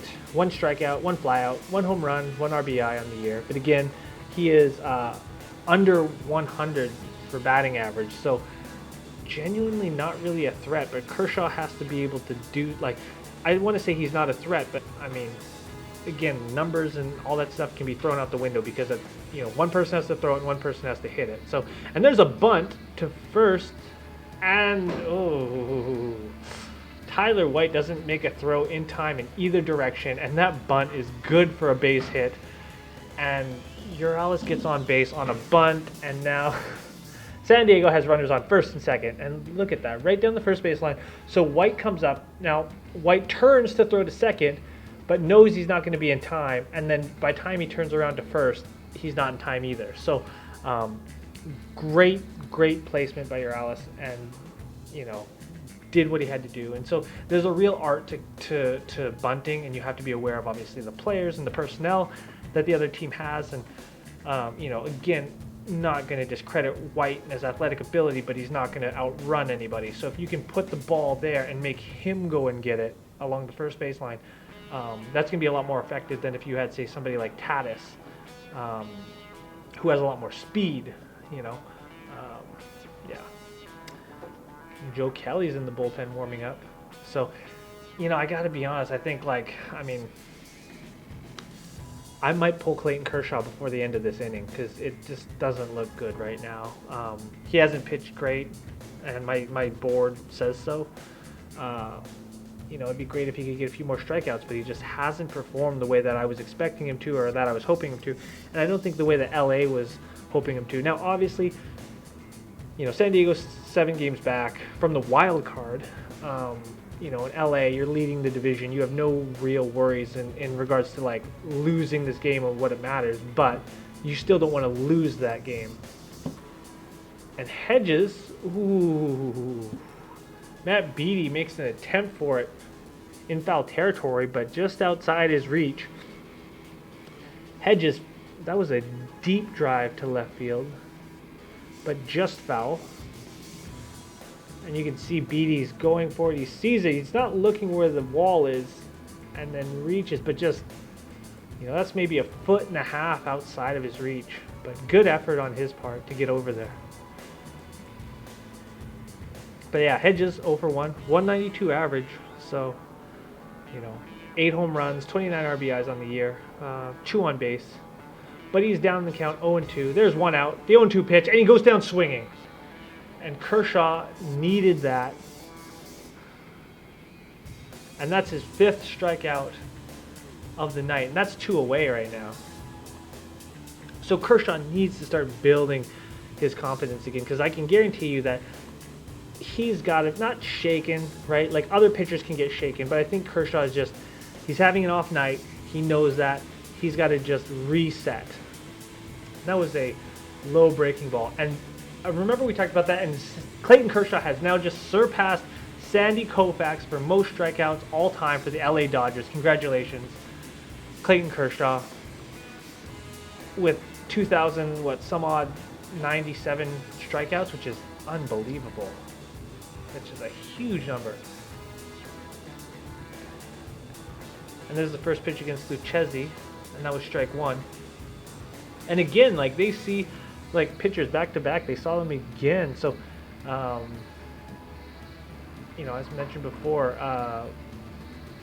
Kershaw just flied out in that last inning, and now he's going to face Lucchesi again. So, but yeah, so that's amazing. So he has now surpassed Sandy Koufax, again, one of the all-time great pitchers in MLB history. So huge accomplishment by Clayton Kershaw. But I don't think that really matters to him right now. I don't like he's got to know that he's done that, but at the same time, he's just got to be thinking like, man, I'm giving up 2 runs. Here's the thing: the stats are great, and when you talk to players, who are breaking records and stuff, the numbers are cool to them, and they'll think about it later. But the reality is, they want to win the game, and right now, that's got to be Clayton Kershaw's mind, is trying to get out of this hole, because he's given up 2 runs, and there's 2 runs, or there's 2 more runs on base. So he's got to get out of the inning, because I think this could be his last inning. He's at 86 pitches on the night. He's 1-1 right now but this is Lucchesi, and Lucchesi gets a piece of it, and that's simple. That's a great catch by Max Muncy. Passes it to Tyler White, and that is 3 away. So Pollock is going to be up. He's 1 for 2 on the night, and it'll be interesting to see if they bring back Clayton Kershaw, because he's at 87 pitches of the night. So great inning.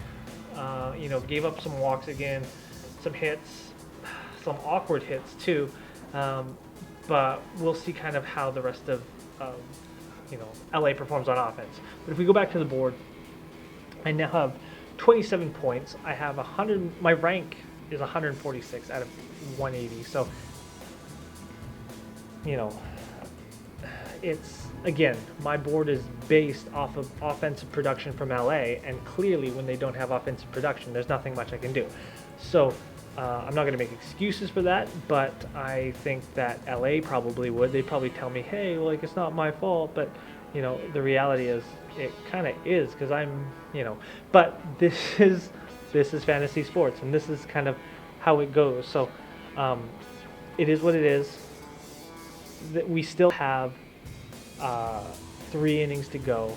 I have a lot of faith in LA, because I think that, again, I think a lot of what they've done is they've started slow because they don't respect San Diego, and San Diego came out swinging and said, no, you better, dang well show us some respect, and smacked them a couple times in the mouth, courtesy of Renfroe, and and Machado, and now they have to respond, and Cody Bellinger obviously is trying to carry that team, and has given them 1 home run, but they need more. So I think they're going to come back. I think it's just about, again, resetting, getting back into that idea of hey, this is a real game, and this is a bit of a dogfight now. Again, as a baseball purist, you love to see this and see them kind of fight it out. But as a ranking ball fan, you want to be able to get a lot more points, you know, because you need to do something. And that might be the end of the end of the night for Clayton Kershaw with 6 innings pitched, 87 pitches total, so 5 strikeouts. You know, again, I don't think he's going to be happy necessarily with that night, with that outing. You know, allowing 2 runs, and to be honest, it was an ugly 6 innings. You know, it was not necessarily the prettiest innings I've seen. But you know, hopefully he can just forget about it, move on, get a few days rest, and you know, hopefully his next start's going to be a lot more solid. So, Joey Lucchesi, I believe, is still at the mound, and he'll be facing AJ Pollock. So we're going to go right back to the top of the lineup.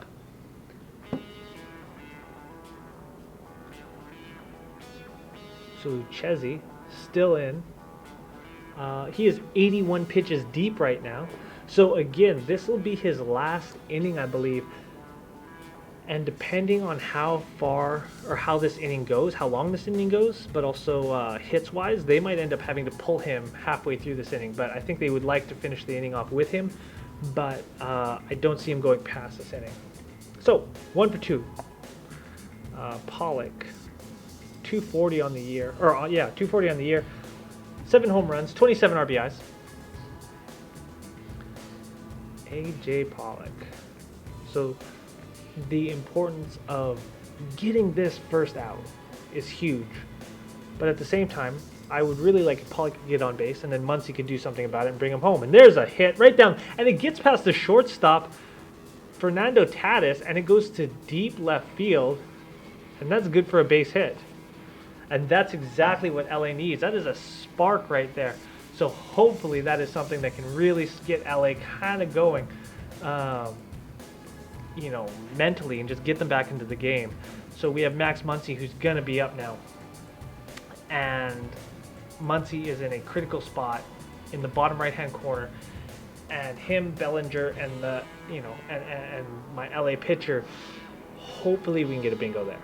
Hopefully. So obviously we're going to have Bellinger come up in a few before the end of the inning. So if we can see that, if Bellinger can maybe Bellinger can get a whole nother home run. Actually, it'd be great is if Muncy could get on base, Turner could get on base, and then Bellinger comes in and drives them all home. That would be phenomenal. That would be the most ideal situation, and my board would skyrocket.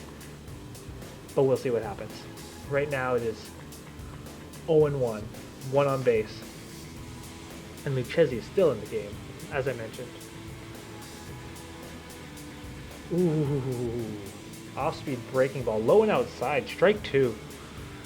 And that's not the kind of response that I need from Muncy, because, you know, obviously I need him to score points. I need him to do something, because I wouldn't have put him there if I didn't think he was going to. And I again, with his batting average, you know, at 260 and 28 home runs, I had a lot of faith in him. And right now he's letting me down, like really letting me down. And it hurts. The 0-2 pitch. Ooh, low in the dirt. Again, trying to throw that breaking ball.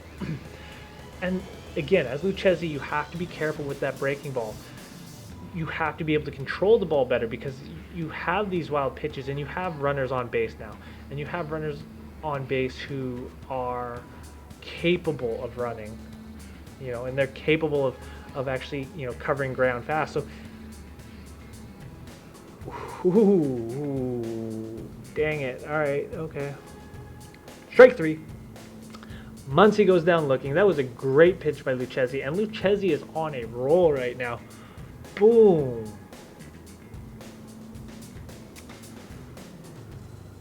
And so Lucchesi strikes out Muncy, and my board does not get any better.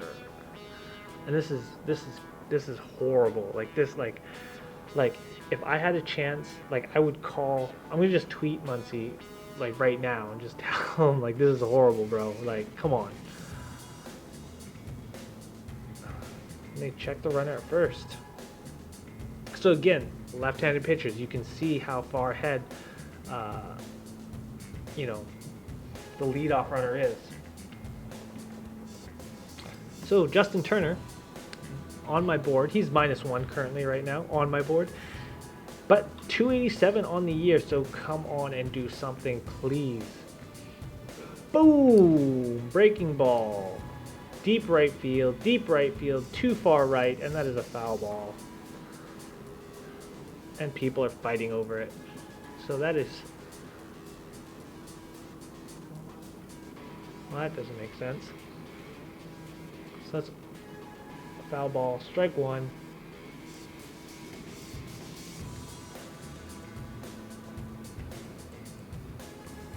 So Turner has 16 home runs on the year, 48 RBIs. It would be great if he could get one more. Really changes my board around. And again, they checked the runner at first. I actually really don't like it when they check the runner. I mean, I understand why they do it, you know, to make sure that they don't get too far ahead, and that it kind of keeps them, you know, at bay. But it's just, you know, as a fan, I'm like, especially when I'm nervous, you know, on how Turner's gonna do. Boom, and he drills it to right center field. And Margot is there in time for the catch. And that holds the runner at first. So Pollock still remains on first, and that's 2 away. Justin Turner flies out.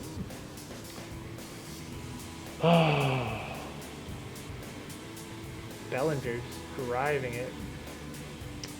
So there's the exit velocity, 107.7 miles an hour with an expected distance of 425 feet, which is phenomenal. So anytime you can get the exit velocity, you know, above 105, it's, you know, it's going to go far, right? And I mean, I think the fastest exit velocity we've seen so far this year is like 111.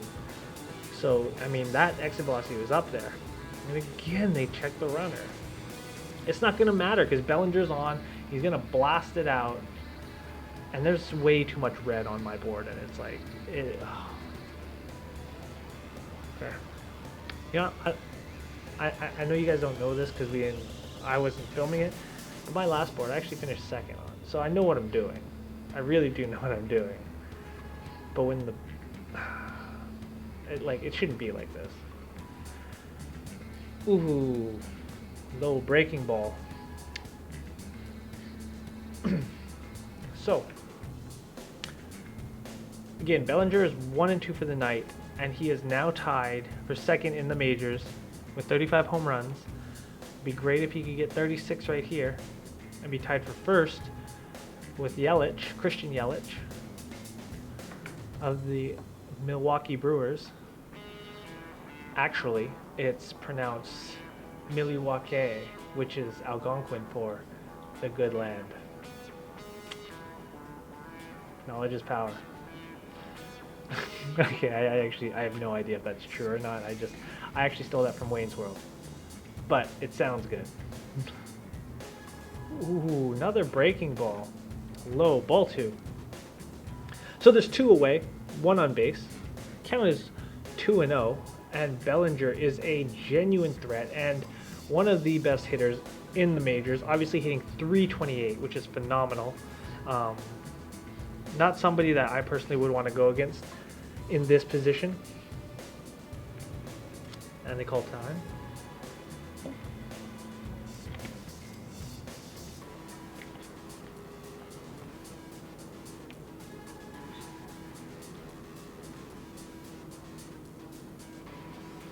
The 2-0 pitch. Ooh, and another breaking ball in the dirt. Again, like, Lucchesi, bro, control your pitches. Dang. You're embarrassing yourself. Worse, you're embarrassing me because of this board. Ugh. Like, this is bad. Like, 153 right now. 153rd out of 180 contestants. Oh, man. But if White gets up, if Bellinger at least gets on base and White comes up, maybe White can do something, and I'll get a bingo out of it. Okay, and they are walking him. They are walking Bellinger. Okay, so that's a walk for Bellinger. Runners on first and second. And looks like San Diego might actually pull Lucchesi right now. So again, we talked about this, and we discussed that Lucchesi might get pulled depending on how this inning goes. And it hasn't been great. And he's at 93 pitches. So I think they're going to ask if he wants to finish out the inning or what they want to do. Okay, so yeah, so it looks like Lucchesi is going to finish out the inning. He's talking to Hedges, and they're probably just going over like, hey, like this, just like, let's get this one out. Let's just rock and roll. Like, it's probably not anything too difficult that they're discussing. But we do have Tyler White up, and Tyler White could be huge for a bingo right now because I have Tatis with 4 points. Ellie's pitching is 7.5, and Tyler White is 0. So if White can get anything, if he got a home run right now, that would be massive. But he is 0 for 2 on the night, 1 ground out, 1 line out, 223 on the year, 3 home runs, and I don't have the stats for him right now. Ooh, there's that breaking ball again.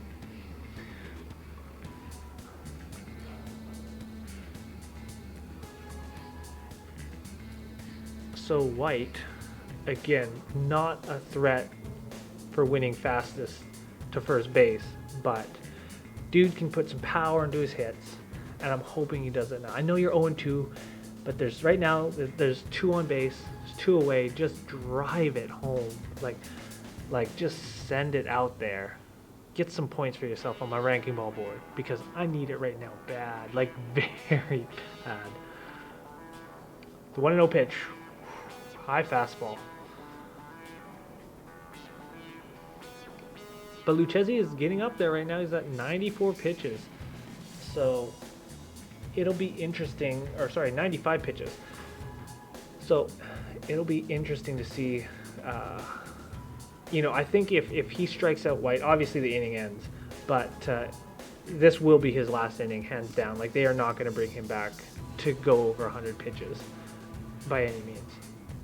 Ooh, again, breaking ball, and he cannot control it, and it's in the dirt again. So, San Diego's MO, throw it in the dirt, Very simple. Like, yeah, no, great. I mean, if that's what works for you, great, but clearly it doesn't because you're 4th in the NL West. So, find a new thing, bro. All right, let's go. White, you are up 3-0. Take a chance. Come on. Like, who cares if you get 1 strike? Go for it. Boom. Okay. High fastball. Strike 1. It's okay.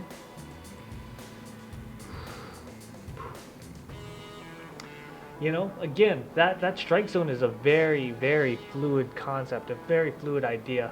So, I hate to see that. But let's go. 3-1 pitch. And again, a high fastball. Strike 2. And White has words with the umpire. I don't think he liked that one, and I can kind of agree with that one, but you have to respect his call. Yeah, again, we talked about how that strike zone is fluid, but that might be a little high, like a little. Yeah, so even LA's manager has something to say about that. Because he just blew, so now off of those 2 high fastballs, you have blown a 3-0 lead to go to a full count with 2 away. With, Tyler White again doesn't have the highest batting average, 223. But there's 2 runners on base, and you're down 2-1, and it's getting late. Tyler White's got to come up big right now. Like, he has to at least get on base. Come on. Inside, and they walk him. Base is loaded. Okay, I will take that. That half a point for getting on base, I will take it. And San Diego comes out to the mound again, and I think they're going to pull Lucchesi at 99 pitches. I think they're going to pull him, and there we go. There's my bingo. Bam. Sweet. Okay, so get some points there. Cool. Yeah, so it looks like they're going to pull Lucchesi. So I don't think, and this is very common practice to pull him in the middle of an inning. And like I said, he's at 99 pitches, so he's not going to be able to throw any more heat. And the more pitches, obviously, that they throw, the longer they actually have to rest them between games. So, if you want to have them back sooner rather than later, then you have to bring it back. So This would be huge now because I have Will Smith on my board. Will Smith will be up next. He is at -1, so he could really come back and really bail me out. So we'll see kind of how that plays out. Because I have Cody Bellinger, who has half a point in the top left corner, and then I have Will Smith at the bottom with -1. So if Tatis can get on base one more time, and then Will Smith can do a huge, like, Will Smith has the chance of just like destroying this and getting a grand slam here, which would be phenomenal. And that would be even more phenomenal for my board. But if you take a look at it, I am currently sitting at 121st right now out of 180 with 32.9 points. Again, this is based off of offensive production from LA that LA is not producing. And obviously you're not going to get a lot of production when it's a 2-1 game. You know, this is the difficult thing, right? Because this isn't basketball where you're going to score, you know, 60 points, 50 points in a game. And there we go. Trey Willington. So appeared in 38 games this year, 1-3, has a 4.26 ERA, 53 strikeouts on the year. So we have a new pitcher, and hopefully it will be interesting to see kind of how he comes into the situation. Now, in the games that we have covered this year, it's been very interesting because they always replace pitchers and put them into tough situations. You know, where, hey, like, you have to start pitching, and by the way, the bases are loaded, or there's 2 on base.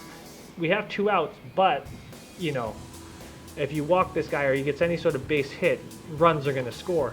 And so, you know, it's interesting to see that they always do this, you know, in terms of strategy.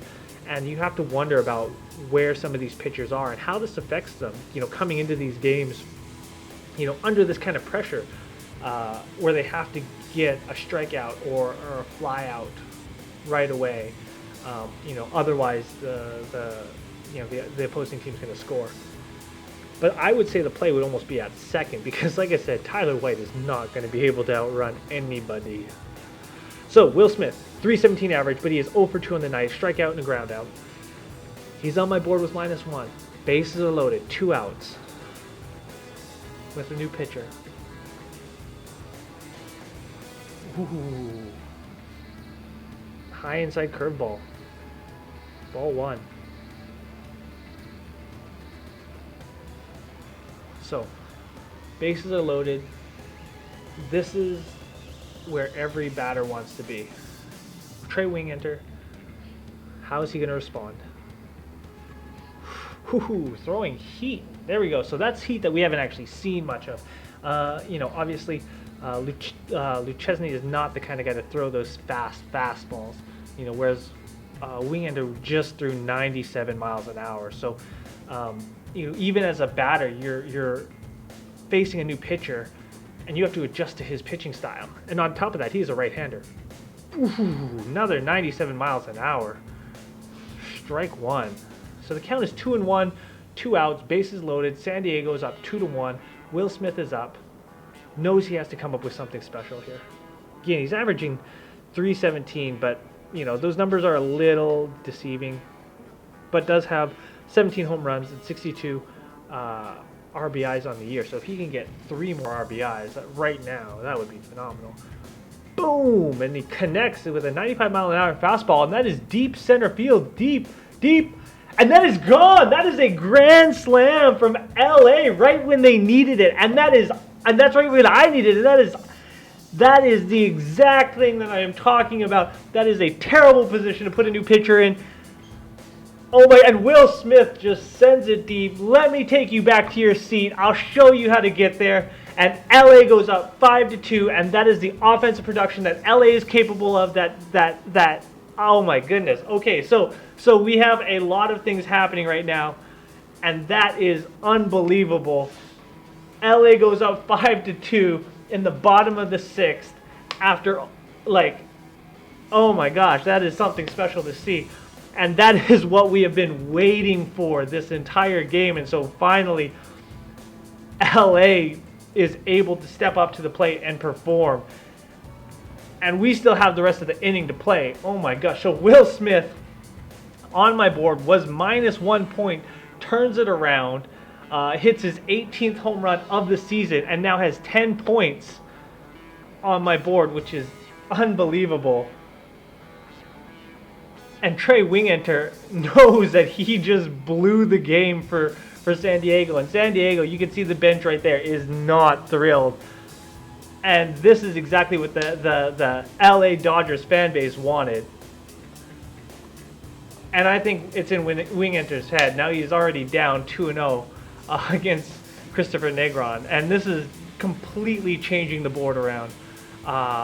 And my score has gone up significantly. So we will see how the rest of this plays out now. Oh my goodness, that is what we needed. So Negron, not on my board. But here's the pitch again. Throws that 95-mile-an-hour fastball. And Will Smith was waiting for that one. And that one just goes deep, deep center field. And Margot was there, but just not a chance at all. High curveball. 3-1. And I think Wingenter, like, that's got to be tough on Wingenter. Because, again, you put these pitchers into these terrible positions and say, get us out right now. And that is, like, worst case scenario that's going to happen, and that happened. Like, that's, and again, now he has walked Negron. So, I mean, Wingenter's got to be, like, just messed up now, because that is just, like, look at that. Just deep, and LA knows it as soon as that hit comes. Oh my goodness. Wow. Wow. That was great. And Will Smith might have just saved LA, not from an alien attack, but from the San Diego Padres.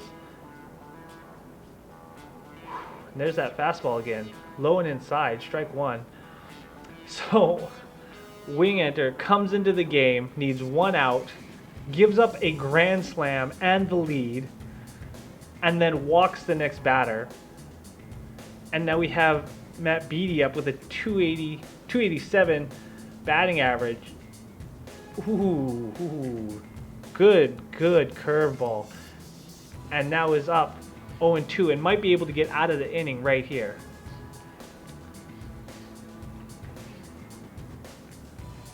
Wow.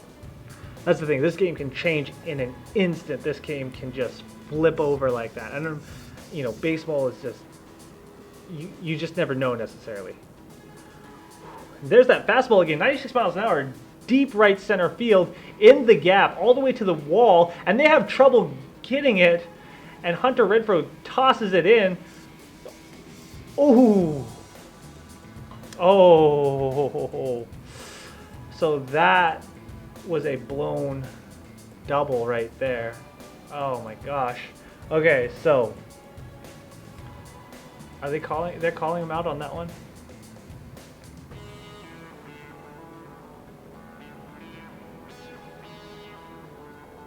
Yeah, they're gonna call him out. Okay, so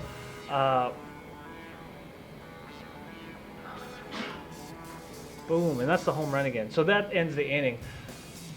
So Wingenter comes into the worst possible position available and delivers the worst possible option available.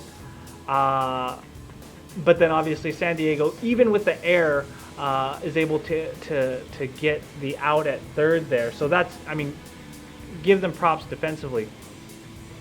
So, but that's, oh man, that changed things around in an instant.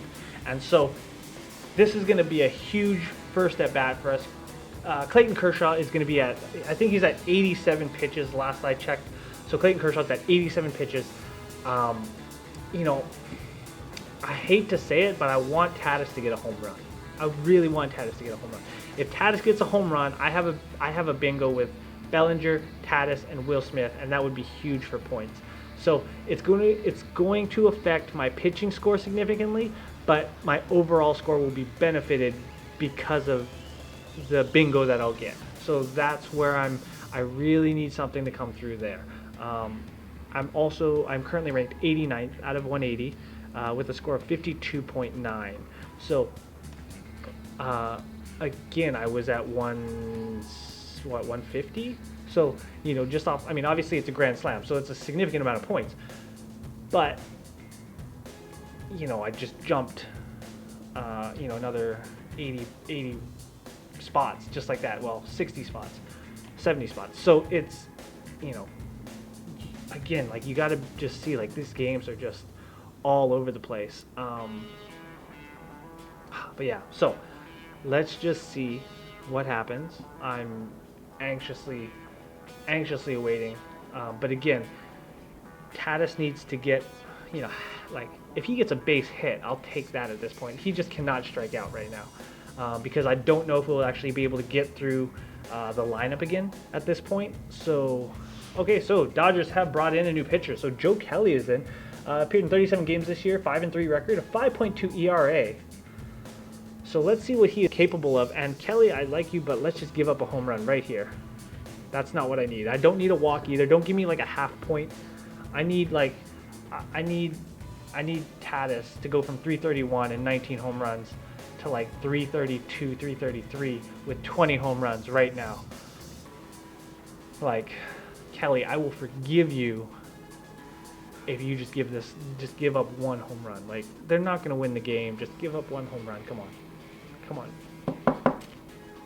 And that is a 95-mile-an-hour fastball by Kelly. And Tatis is swinging on that one. The count is 1-1.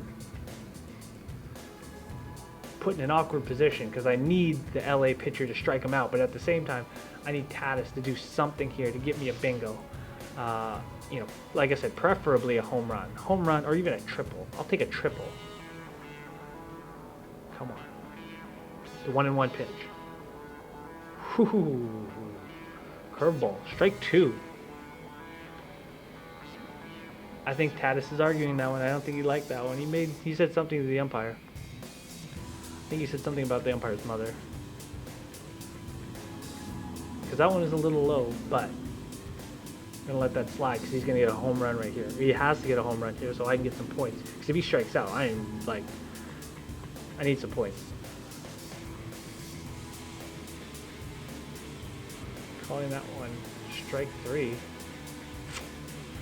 And that's strikeout, so that's no good for Tatis. So I'm going to have negative points on Tatis, which is not what I wanted. There's my -1 right there. And yeah, see, he crosses the plate, so he can pull back, but he did cross the plate. So you know, it is the right call. It just sucks because, like I said, I wanted that bingo, and now I'm down 2, so I have to rely on Muncy now for another bingo from Bellinger. You know, my Kelly now, and then Muncy. And again, missing that one player in that critical spot is huge. Now, had Turner been there, White been there, somebody else been there, I would have had a significant bingo again diagonally, which is worth 1.5 times, and that hurts. Like, again, you know, he was supposed to be in the lineup but wasn't, and so I'm not sure what happened there, to be honest with you. And there's a base hit to shortstop. That is an easy toss to first for the out, so there's now 2 away. 2 away now. Top of the 7th. LA is up 6-2 now, and that's, like I said, this game turned around very, very fast. And, I mean, but that's the kind of offensive production that you can expect out of a team like LA. So, and obviously, we will have the rest of the lineup to go through, like the bottom half of the lineup. So we'll have like Chris Negron, Matt Beattie, and Clayton Kershaw. So once we get through those, we'll have to go right back to the top, and we definitely want to get back to the top because Muncy needs to get some sort of production. So Manny Machado, 278 on the year. There are 2 away. So Joe Kelly is only 6 pitches in, and there's a beautiful fastball, 97 miles an hour, strike 1. And again, these batters have played 6 innings, you know, with a specific style, specific throws, breaking balls, things like that, and now go into with a different pitcher, go from left to right-handed, and then you're talking about throwing heat, 97 miles an hour. And there's a great diving catch by Tyler White, and that's an easy toss to Kelly, and that is 3 outs, 3 up, 3 down. And LA gets the out. That's a beautiful diving catch by Kelly, and then an easy toss. Missing that top right corner is so critical, and it's actually significantly it's going to have a huge effect on me. So we'll see kind of how the rest of the game plays out, because you can see I have Will Smith, the LA pitcher, and then Verdugo, and because Verdugo is not there, I am like, that's 15 points right there times whatever Verdugo could have got times 1.5, and I am missing that now. So I mean, we'll have to see where that kind of leaves me, but again, I've kind of dropped again, so I'm at 91, or I'm at 91. You know, obviously Tatis needs to do something for me to actually get that bingo. Same with Muncy. So I need that kind of offense production, and I'm not really holding out so much against Eric Hosmer or Justin Turner at this point.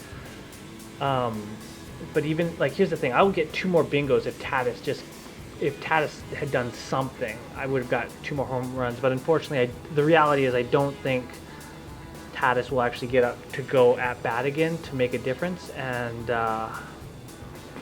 you know, unfortunately, it is what it is. So we're gonna have to just power forward. Now, obviously, that grand slam was huge for us, but it could have been so much bigger. So that's just a, you know, one of those things you kind of just have to deal with.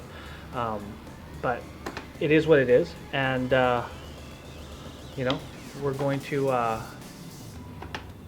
yeah, we're just going to deal with it. So here we go. We are now back,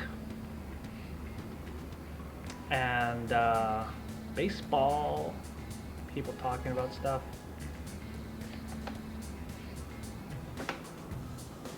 So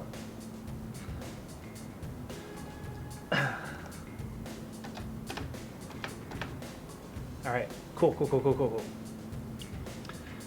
LA Dodgers, San Diego Padres. Corey Seager is up. Sweet. So he is a new addition to the lineup, and there, right off the bat, ooh, and they miss the diving catch, and the ball gets all the way to the wall, and that's going to be a triple, maybe? Oh, he's going to stay a second, so that is a double. So right off the bat, Seager comes off the bench, pitch hitting for Joe Kelly, which is so critical, and you have to pinch hit a lot for the pitcher, especially late in the game.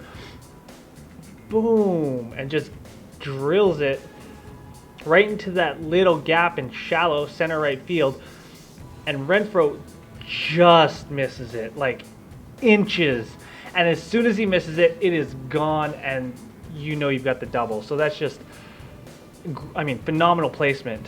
But we're back at the top of the lineup with A.J. Pollock. And again, so we have 1 runner on base, Pollock, and then Muncy. So Muncy has a chance to really bail us out here as well, so we can get a bingo there.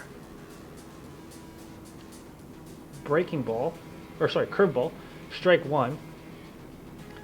So Pollock, there's no out, so if Pollock even gets struck out, Muncy can still get a huge score by bringing in who did they just bring off the bench? I don't even remember who they brought off the bench. Seager. So, but we'll see. And then you can see, obviously, the board is lighting it up. I do have that potential for getting a diagonal bingo, which would be huge for those points. And obviously, like I said, Muncy with -1, he needs to do something to get even like a positive, even a 0.5. At this point, I would take it. And there's a 97-mile fastball, and that is diving catch. Not in time, and that he's safe on first. So this is the situation we wanted, and Fernando Tatis gets a hold of it, but just isn't able to control the pass or the toss to first. So that's a huge misplay. So here it is, diving catch, but off his back, and just an awkward throw. Doesn't get it in time and can't put enough zip on it, but that is a great stop. You can see just turns, almost no looks. I mean, even for the no look, great placement. Ooh, and that is close. Ooh, you know what? He might have been out. They might challenge this, actually. They might challenge that because that one was close. And when I watched it in real time, I didn't think it was as close as it was. But it doesn't. Oh, they are challenging it. San Diego is challenging it, and I think that's the right call because I think AJ Pollock was late on that one, and I'm talking by like tenths of a second, but I think he was late. That was an unbelievable play by Tatis though to get around like that, and then to throw it with that kind of placement.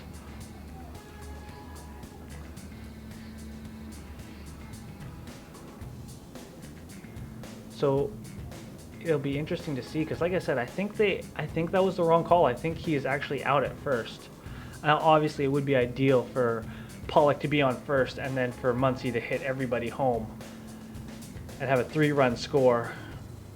But that was a great catch, great diving catch, and then turns and off balance on his back drills it to a good spot. But this is the ooh, that is close. That is close. So they are going to be reviewing this in New York, and it'll be interesting to see what they call it. I think he might have been out. I think he might have been out. Unfortunately, but I say unfortunately, but Pollock's not on my board, so you know if he's out, he's out. You know it's still early. We're just in the bottom of the 7th, so it'll be okay. And they're taking a long time to review this. Oh, and they call him safe at first. So AJ Pollock is safe at first, and that is, I'm surprised. And Tatis is pissed. He's got words for the umpire. I don't blame him. But it's just that one was close. Like I said. You can see Urales is there trying to get Tatis to walk away. But Tatis is not happy. And I don't blame him. I would not be thrilled in that position either, especially when you make that kind of defensive play and you still get screwed over. But again, just things don't go your way. And I think that, again, has also been part of what's happened to San Diego for most of the year. But now, Max Muncy, who is on our board in a critical spot to get a bingo, we need a big play from him. And he fouls that one out, strike 1. But if he doesn't even have to home run. He could get a triple and get 2 RBIs, and that would be huge. That would get him out of the minus, and that's going to give me that Bellinger pitcher bingo diagonally, which will be huge for me, which I need those points. I need some more offense production. Like, that's just purely what I need. And again, fouls out on a curveball. So Muncy's just getting a piece of it. So Adrian Morjon has been pitching adequately, but again has let 2 runners on base. And it's interesting to see how like LA is able to dig themselves out of hole. And there's a high fastball, and that is going deep. Is that at the wall? And that is caught by Will Myers. And that holds the runner. So Muncy, again, not what I needed. And we probably won't see him for the rest of the inning. So, yeah, so that really sucks. I was optimistic there on that one. Okay. So Muncy flies out, and we have Justin Turner up. Again, Justin Turner is on my board, but he's not really, he's 0-3 for the night, 285 average, but he's in a position that realistically won't really do much for me in terms of points.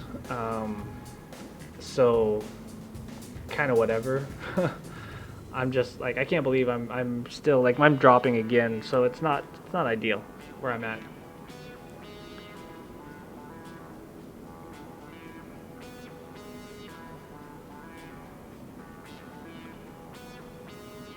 But Turner 0 for 3 on the night, 285 average. So it'll be interesting to see if he can kind of dig himself out of a hole and get something. But you have that high fastball again. So, Morjon again, not afraid to throw the heat.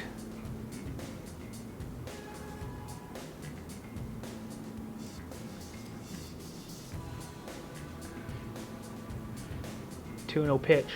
Ooh. Just outside curveball. 3-0. So, runners on first and second. You're up in the count. It looks like Bellinger's on deck right now, so they are going to pinch hit him. Oh no, sorry, he's actually up next. So even if he could get another home run, that would be phenomenal again for my points as well. So, and there's only one way. So, oh, and he fouls high right field, and it is just missed by Eric Hosmer. Hosmer had a very valiant effort on that one.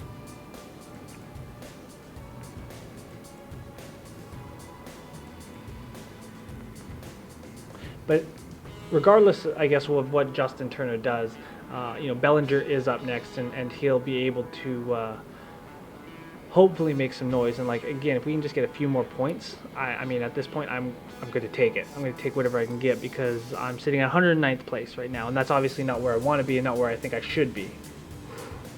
Another high fastball, 97 miles an hour, and again, Turner gets a piece of it. Count is full, 3-2. Again, even if Turner gets a base hit here or a double, but if he gets on base, it's going to give me something. Obviously, he has that -1, so I'd rather have points rather than minus points. So, but again, surprisingly, because he does have a 287 batting average, and just okay. Oh, I did not like that one. I didn't like that one at all. That's not okay. So, curveball just outside, and you can see Turner sees it, and he starts walking, and they call strike 3. I don't agree with that one at all. That one was high and outside. That was not a strike. So that strikeout was just bogus. And again, now Justin Turner is -2. So Turner has essentially wasted my entire board and wasted my time. So curveball, strike 1. So there's now 2 away, and hopefully we have a hero up to bat in Cody Bellinger. And I think he's got a lot of potential here to really make some noise, and maybe we can get another 3-run score here off of this. Maybe he can hit another home run and tie for first in the majors. There's that high fastball, 97 miles an hour. So it's interesting to see, after you see for a few pitches, even a few batters, which we have seen now, pitcher tendencies and stuff. And so I know a lot of these guys have scouting reports on the guys that they're going to face, but even just watching from here, it's like, okay, this is what they like to do. Ooh. Oh, an inside curveball. Strike 2, just inside the strike zone. So Bellinger is 1 for 2 on the night with a solo home run. 2 outs, 2 on base. LA is up 6-2 comfortably, and he's 1-2. The 1-2 pitch gets a piece of it. Again, high fastball, 97 miles an hour, but it's fouled out. So the thing is, when you're dealing with somebody like Morjon, he loves to throw that high fastball. So what he's going to change that up with is he's going to throw those curveballs, those off-speed curveballs that are going to be 89, 88, 86 miles an hour, and they're just going to drop on you. Gets another piece. See, there's that 83 mile an hour changeup. But here's the thing: Bellinger is a professional. Bellinger is in the hunt for home run king of the year. So he knows, he's not worried at this point. Being down in the count with 2 strikes, even with 2 outs, 2 runners on base, he's not feeling pressure. He knows what he's doing. And there's ball 2. Again, though, he's looking for that fastball. He's waiting for that right fastball, but he knows it's going to be a high fastball. So now he's waiting for it. But Morjon is only going to throw those curveballs now and those breaking balls because he wants to suck Bellinger into biting, but Bellinger's not going to do that. Again, high fastball. There it is, and there it is. Is that at the wall? And it's off the wall, and he misses it. And so 1 run will score, 2 runs will score, and Bellinger gets 2 RBIs and a double. which is huge. I mean, he's had a phenomenal night, and LA goes up 8-2. So down 2 strikes with a 1-2 count, comes through in a deep shot to left field on that high fastball, which I told you he was waiting for that fastball, and it just misses from going over the fence. And Will Myers is not fast enough to get there, and that obviously gives them more than enough time for those 2 runs to score, and LA goes up 8-2 again. And again, that high fastball. So Tyler White, who is also on my board with 1 point, you don't need to do a lot. You really don't need to do a lot. But high fastball, just watch for it, hit that one, send it deep, bring home Bellinger. Like, that's what we need. There's a curveball, 82 miles an hour. Wow. And again, you know, it was just last inning where San Diego was up 2-1, and I was waiting for this offensive production that LA has to actually do something. Again, high fastball, 96 miles an hour. And in that 2 innings, LA has come alive thanks to Smith and Bellinger, and now we have a completely different board and a completely different ball game for that matter, which is just unbelievable. But that's what I'm saying. This game can change in an instant. Ooh, curveball, 81 miles an hour, 2-2. So Tyler White is up. Again, not really necessarily expecting much from him offensively. It would be great if he could do it, but you know, he's got 1 point for me. But at this point, we're talking about LA's already up 8-2, 2 away, 1 on base. The count is 2-2. The pitch, curveball, low, ball 3. So now we have a full count, and Tyler White at this point just has freedom. Just go for it. Just swing away. Like, just try to make something happen. I mean, obviously, if it's a slider or, like, you know, a very, very ugly curve, you know, don't. But like, why not just go for it? Expect that high fastball. And he gets a piece of the curveball, and that's an easy catch by Tatis, and that is an easy out at first. Boom. And LA has brought some offensive firepower. So, unbelievable. Wow. Okay. So, LA, Bellinger, Will Smith, like, they've done so much, but I've messed up the placement, the appropriate placement of my board. And so, again, you have players that I thought were in insignificant positions to actually get me points are now in significantly significant positions, or in significantly important positions. I needed the synonym. You know, like Tatis. I needed a half a point out of Tatis, and I would have the bingo from Bellinger down to Smith, which would be, again, huge. Muncy, I needed something out of Muncy too, and it just didn't happen. And obviously, if I get the one with Tatis, then I've got Tatis pitching and White, and then I have another big. So I would have had 2 if I just have Tatis give me some sort of offensive production. And then obviously the big one here that we're talking about is Verdugo just not being in the game. Like, I don't know what happened with that. If that was a last minute call or not, but when I checked the lineup, he was in it. And unfortunately, he's not tonight. So that's a huge error on my part, and that's obviously what's costing me. Because again, Smith pitching, whoever I could have put there. I mean, at this point, I really, really wish I had Bellinger in that diagonal, because that would be 1.5 points. So whatever the math is of 21.5 points times 1.5. And that would put me, you know, right up into the lead, I would assume, or at least up there. So, unfortunate, but we have to work with what we've got. We've got to work with what we do. And again, this just goes to show, and we've had to talk about this before, and unfortunately we have to talk about it again.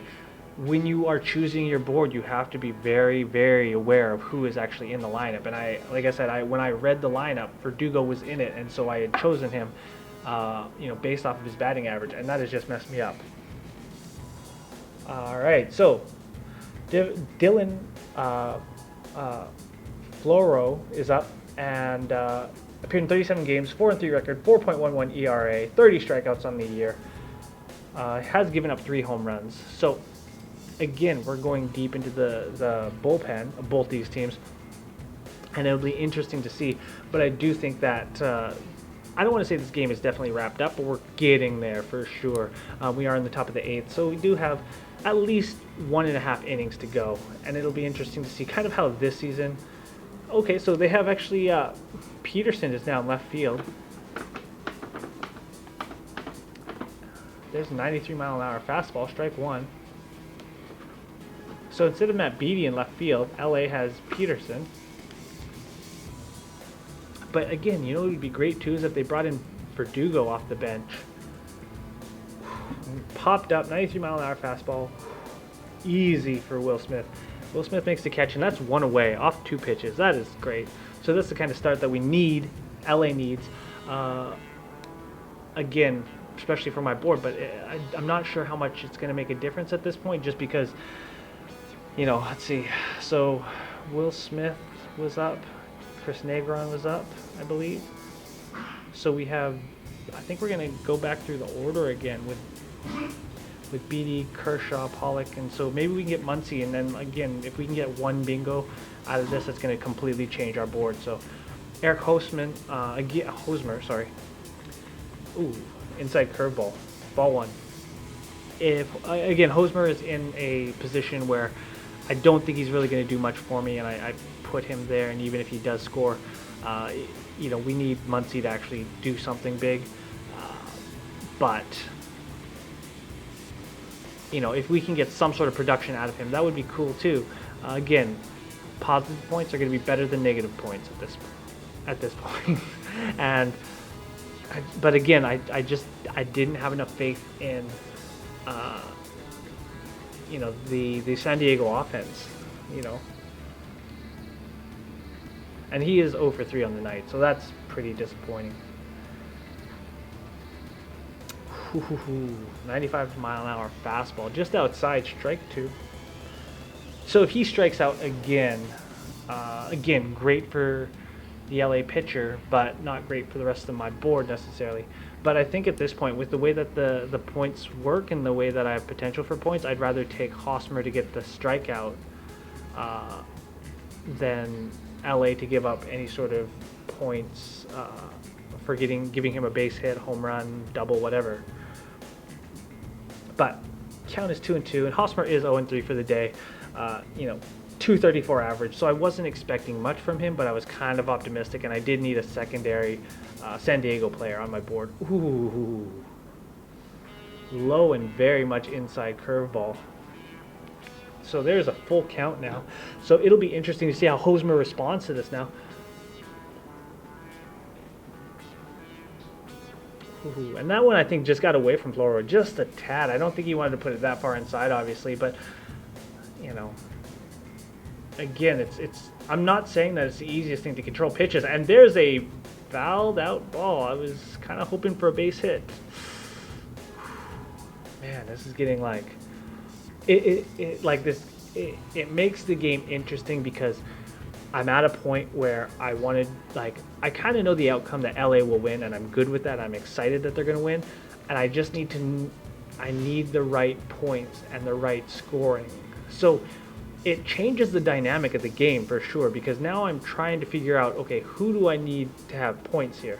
Who would it be best that they score, or that they do this or they do that? But again, I think we can make it through the lineup again. And if we get Muncy up one more time, then it would be ideal for Hosmer to at least get a base hit here and to get, half a point, even 1 point. And I'll take that hit on the pitcher. Then that's kind of what I'm thinking. But again, strategically, it's going to be kind of interesting. Ooh, save. Okay, and they're going to give it to him, ball 3. So Hosmer gets on base. And so now we have that. So I'll take that walk. I will take that walk. Like I said, that's kind of what I wanted. So now we have Hosmer with half a point. LA only has my pitching only has 3.5, which is it's okay. Like it is like okay because we have to think of long-term strategy in terms of the game. And so I need Muncy now. We need to get through the lineup, and I need Muncy to get just a base hit. Like if Muncy gets a base hit, he'll get into the positives, and that's going to give me 2 bingos right off the bat. And I believe that'll be a huge boost for my team. So the rest of these pitchers, though, because there's only one out, the rest of these batters, I mean, we can just strike them out, and I'm good with that. So Will Myers, left fielder, 1 for 2 on the night, 223 average. Just missed that deep left field shot by Bellinger, which I'm very grateful for. Thank you for missing that. 94-mile-an-hour fastball, gets a piece of it to deep right field, and Bellinger's having trouble tracking it, but gets under it, and that's 2 away. Boom. Cool. So Bellinger does what Myers couldn't and gets him out on the fly. Obviously, completely different hits. Obviously Bellinger drove it significantly further, but obviously Myers, that's not what he wants. So Uralis, again, not overly impressive. He's 103 now since tonight, so should be an easy out. 94-mile-an-hour fastball, strike 1.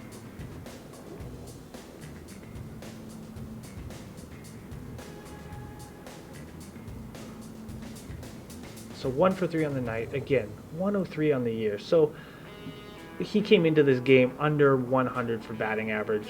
So not a threat. I almost would have taken the pitcher over him. Curveball, low and outside.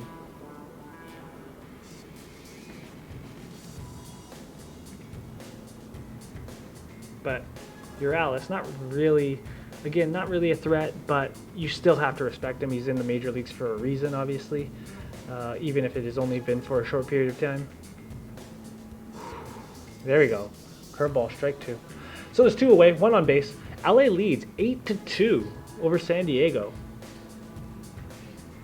And 1-2 against Uralis, who was only 1-3 for the night. So Floro can get the strikeout here. That would be huge for my board. Give me that points back. 95-mile-an-hour fastball. Fouled away. And you have to know that Uralis is going to be looking for that fastball. They want to see that fastball. But you got to put it out there. Now, you can do one of 2 things here. I would go either high fastball or you want to go inside curveball. And you see the catcher move inside like that.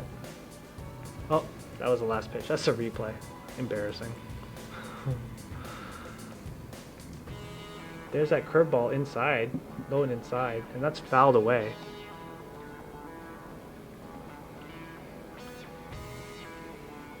Now, there's obviously got to be pressure on Uralis because he knows what his batting average is for sure. But he has to also know that if he can get on base, or even if he could get a home run here, you're going to cut the lead in half, and you're going to be able to get at least into a more respectable chance of making a ball game. And you might only have 1 more inning, but that gives you 1 more inning where you're closer to try to bring in this. Ooh, do you see that curve on that? That was 94 miles an hour just outside, 2-2.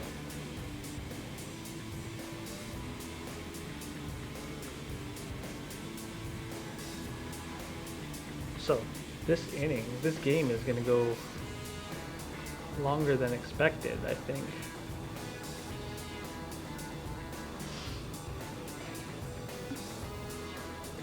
Two and 2 pitches, fouled outside, another fastball, 94 miles an hour. So I almost feel like he should take a play out of San Diego's playbook and go that high fastball. Uralis is looking for it, but if you want to go high inside on that fastball, maybe not super inside, but just inside that strike zone, I don't think he'll get a piece of it. Or go for a slider, low and outside slider. Again, 1 on base. The 2 and 2 pitch. Ooh, high fastball. There it is right there, 94 miles an hour. So you can see Adrian 1234 has got 105 points, and I don't think the reality of the situation is I don't think I'm gonna be able to catch him in first place. So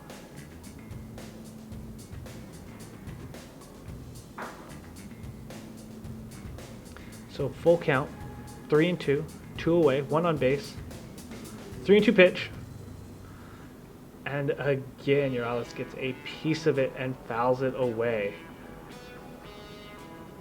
So Floro has spent 8 pitches on Urales, and at some point somebody's going to give. You're kind of put into this position of who's going to break first, and neither of these guys are really giving any inch. So again, defensive baseball purists love this stuff. As a ranking ball player, I need him to strike out, and they walked him, and that's not what I need. So that sucks. Okay, so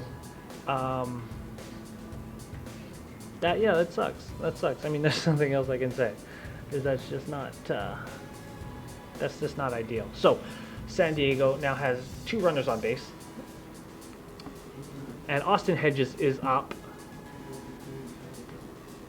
Hedges made a good play earlier in the game,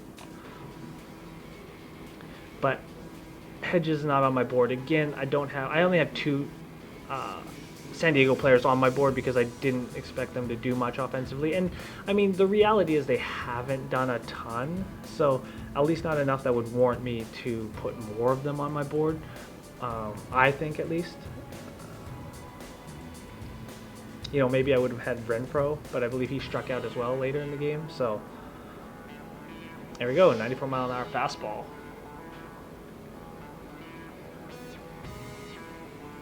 So the count is 0-1. There's 2 away, 2 on base. This would cut the lead from 6 down to 3.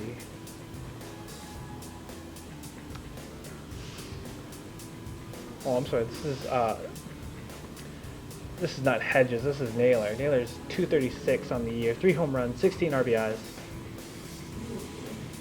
And again, they're starting to go later. They're starting to pull guys off the bench at this point.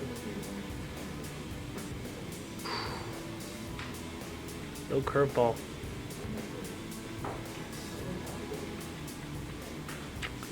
And there's Adam Kolarek. Again, the newly acquired Adam Kolarek warming up, and has just that unique sidearm throw, you know, which is obviously a lot more common in baseball. But it's interesting when you look at other sports. You see, like Patrick Mahomes, for example, of the Kansas City Chiefs. He makes those sidearm throws a lot, and it makes for exciting football. But when you're dealing with pitchers, again, you're talking about slower overall speeds, but it's harder to read the pitch coming out. Ooh, low and inside. Count is 2-1. And Floro has got to just calm down. Like, he's got to be able, like, you know. Again, I think Will Smith's just talking to him, telling him to relax. Like, hey, you just need 2 strikes. You need 2 strikes, and we can help you out. Just get a foul out 1. So you need 1 strike. Like, I'm not saying it's easy to strike these guys out, but it's very doable. It's very achievable. I mean, Barry Bonds struck out. Everybody strikes out. Like, it's not like you can't do it. Outside, 3-1, but you gotta. If you're going to do it, you got to at least take the chance. You got to throw the ball in a position that's going to let it sounds counterintuitive, but to get strikes, you have to throw strikes. And that means you have to throw it over the plate where the batter has a shot at it. Boom! 93 mile an hour fastball. And again, fouled out. So he gets the second strike at least. So that's what I'm talking about. So now he's got the full count, 3-2.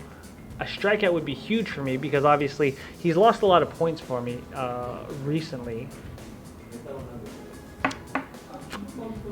This game has just not been ideal. And I mean, obviously, you put a different player in that top right corner, and this is a different board completely. But it would suck for me to leave these, you know, bingos on the board. And there's a grounder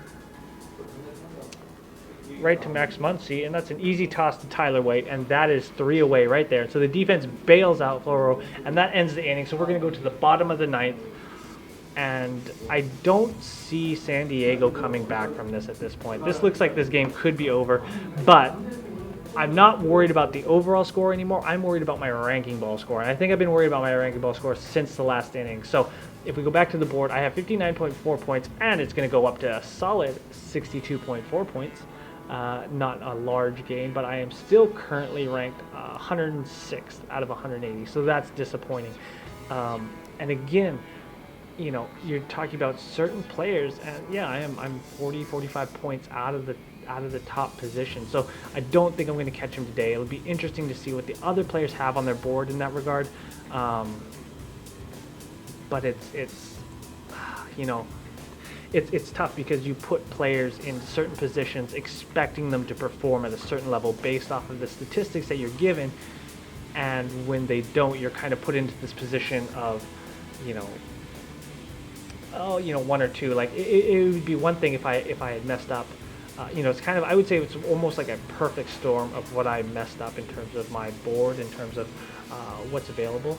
But you can see here, Pollock, Bellinger, Smith, Tatis, yeah, Hosmer. So they went with a balanced board, and they actually have Seager in there too, surprisingly. Okay. You know, but Pollock, you know, they've got 5 bingo counts, right? So they've got both the diagonals, and then they have a horizontal and a vertical. So, you know, clearly they've done very well. And so the key is obviously you want to get points from all your players, but getting the bingos is going to be crucial. And right now, if you look at my board, I've clearly left bingos available. And I mean, I can point them all out to you once I get back to my board. But it's unfortunate that that's kind of what's happened to me in this game. So if you see, you know, again, Verdugo, LA pitcher, Will Smith, like that one completely, you know, screws me. Bellinger, pitcher, Muncy. I need Muncy, so we're going to have, who are we having up? And Will Smith up. So, you know, obviously Smith could hit another home run, and that would be great.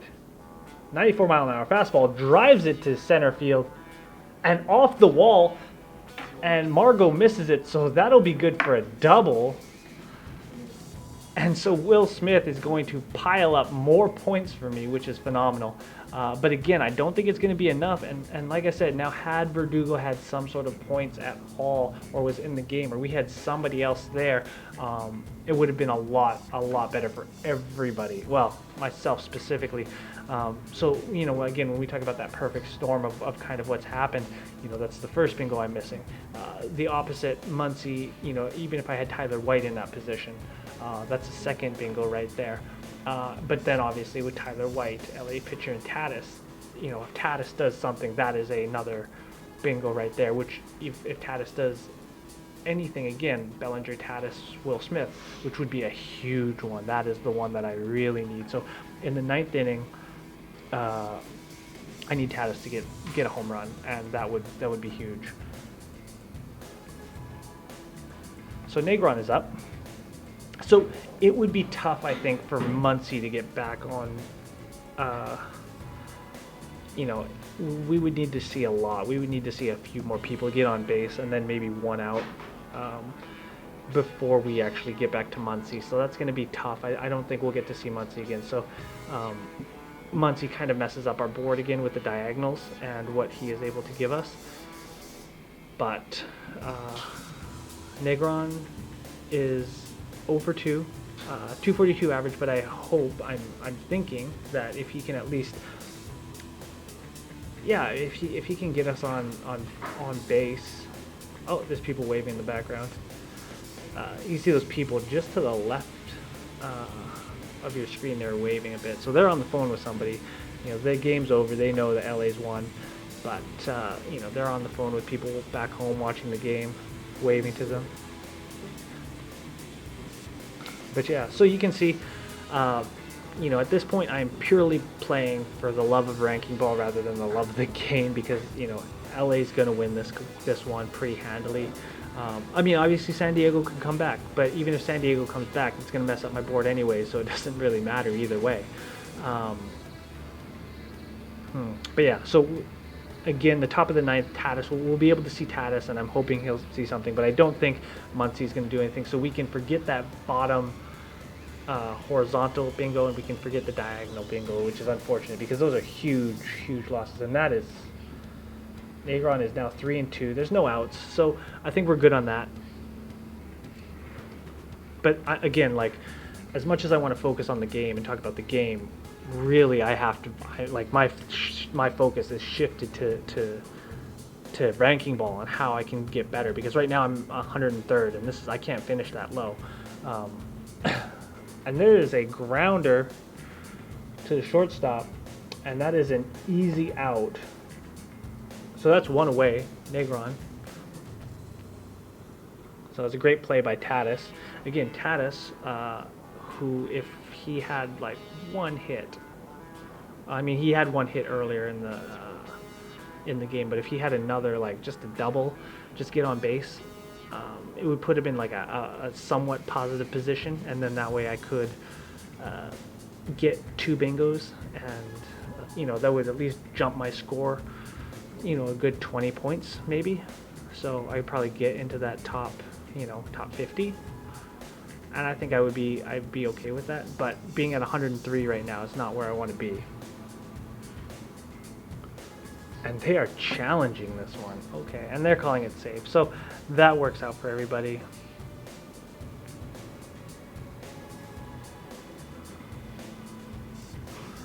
And at least we don't have to go into extra innings, because I am in overtime now. So I'll take it. Whatever. But man, I wish we could get back to the lineup and get Muncy. Man, but we might. So Jock Peterson, pitch hitting for Kershaw. But we need Muncy, because, okay, if we get Muncy, we get 2 bingos, and I'll take that. I will take that. But even if Muncy, we need Tatis to at least, but Tatis only gets us 1. So I need Muncy to get on base, or at least get a hit. If he could home run, that would be awesome too. If we could load the bases, and then Muncy comes up and destroys it.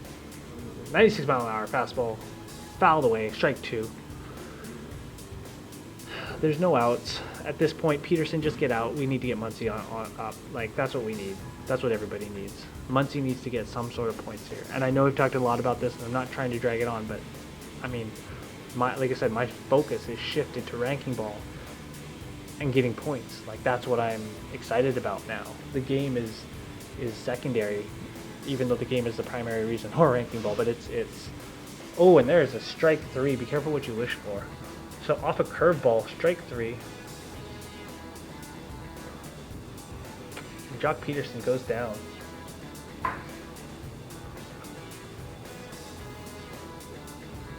Oh, sorry, yeah, so he was pitch hitting for Matt Beattie for left field, because Peterson came off the bench. So Corey Seager is 1 for 1, had a double earlier in the 7th, scored 1 run, 9 home runs, 46 RBIs on the year. Low fastball, strike 1, or ball 1, sorry.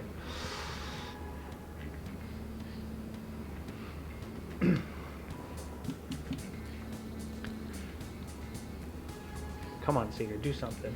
Just get a base hit, because you're not on my board anyways. But he is on the top, the number 1 person's board. He's on their board. So, obviously, if he gets it, then he'll actually get on, which is surprising, because I mean, that's lucky that he came off the bench and got that double in the RBI, which I mean only helped the first place.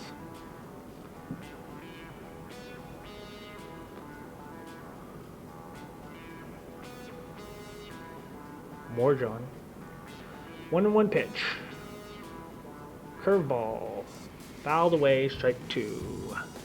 Baseball. Stuff's happening.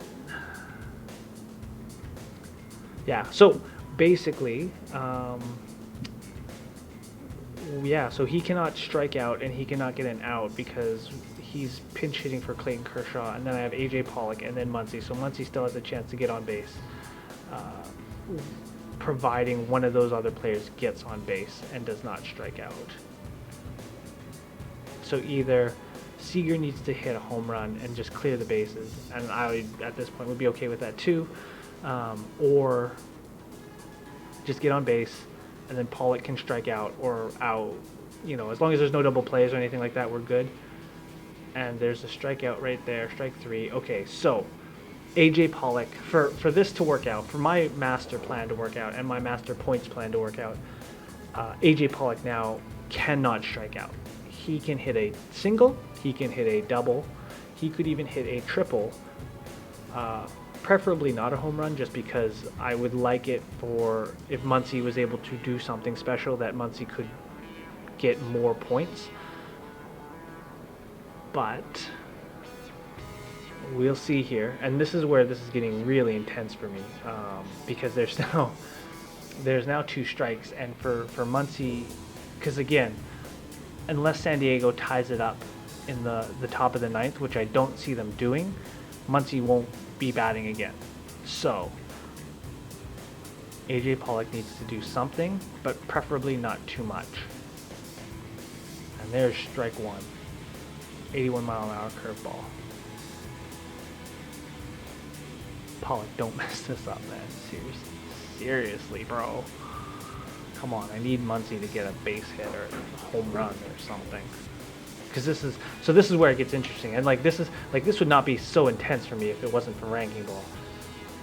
Because this is the idea of me getting 2 bingos off a player, but I'm relying on another player just to get on base, so we don't get 3 outs is ridiculous. Because I'm I could do so much better than what I'm doing if Muncy just gets a hit, and for Muncy just to get the opportunity, Pollock needs to do something special too.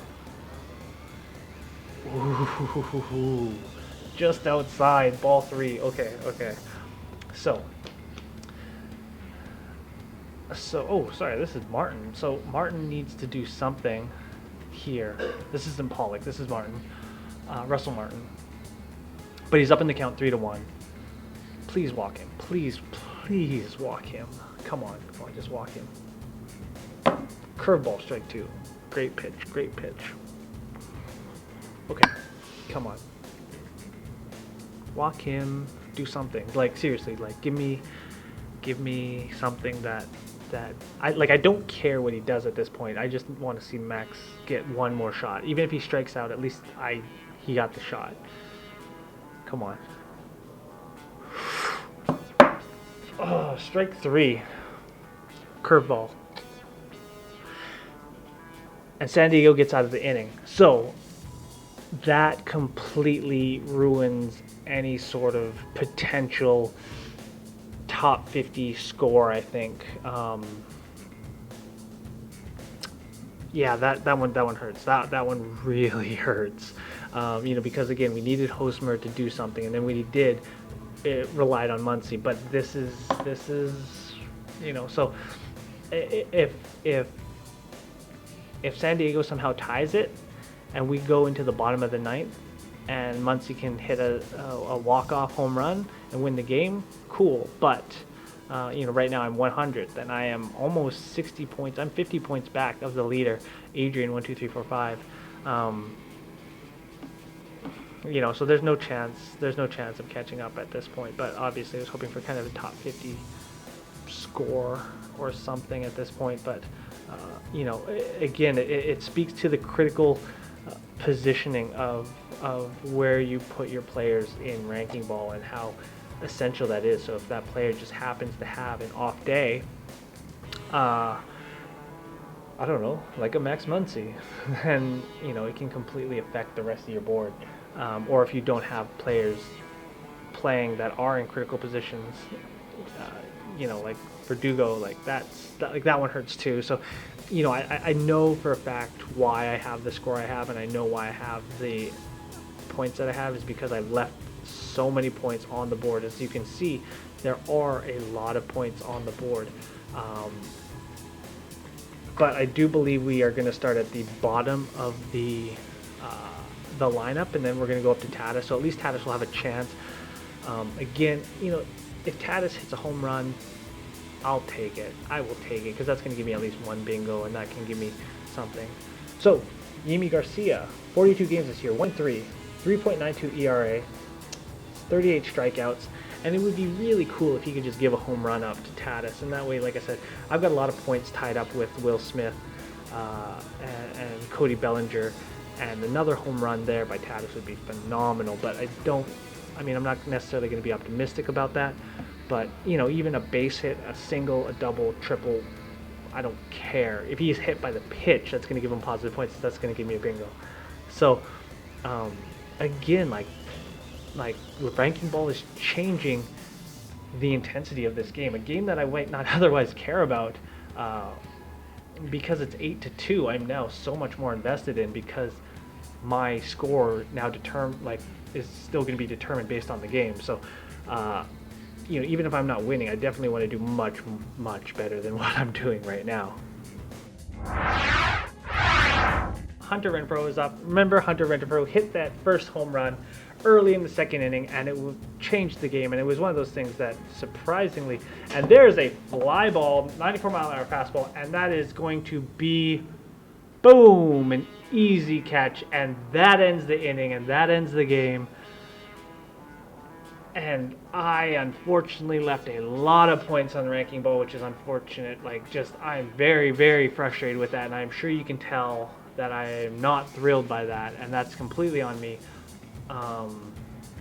But LA did get the win, so which we all expected. So, anyways, that is it from us, and congratulations, LA. Congratulations to all of our big winners today. That was not my best performance, I can tell you that much. And that one's going to hurt a lot, because that's not, like I said, I left a lot of points out there that could have been easily avoided. So, from all of us at Ranking Ball, we thank you for playing. Come back in the next few days and check your results, and obviously sign up for more games. And if you want more live coverage, don't forget to check out rankingball.com. Check out our esports as well if you want to try something new as well. So again, thank you from all of us. We salute you, and have a nice one. Sideways gun.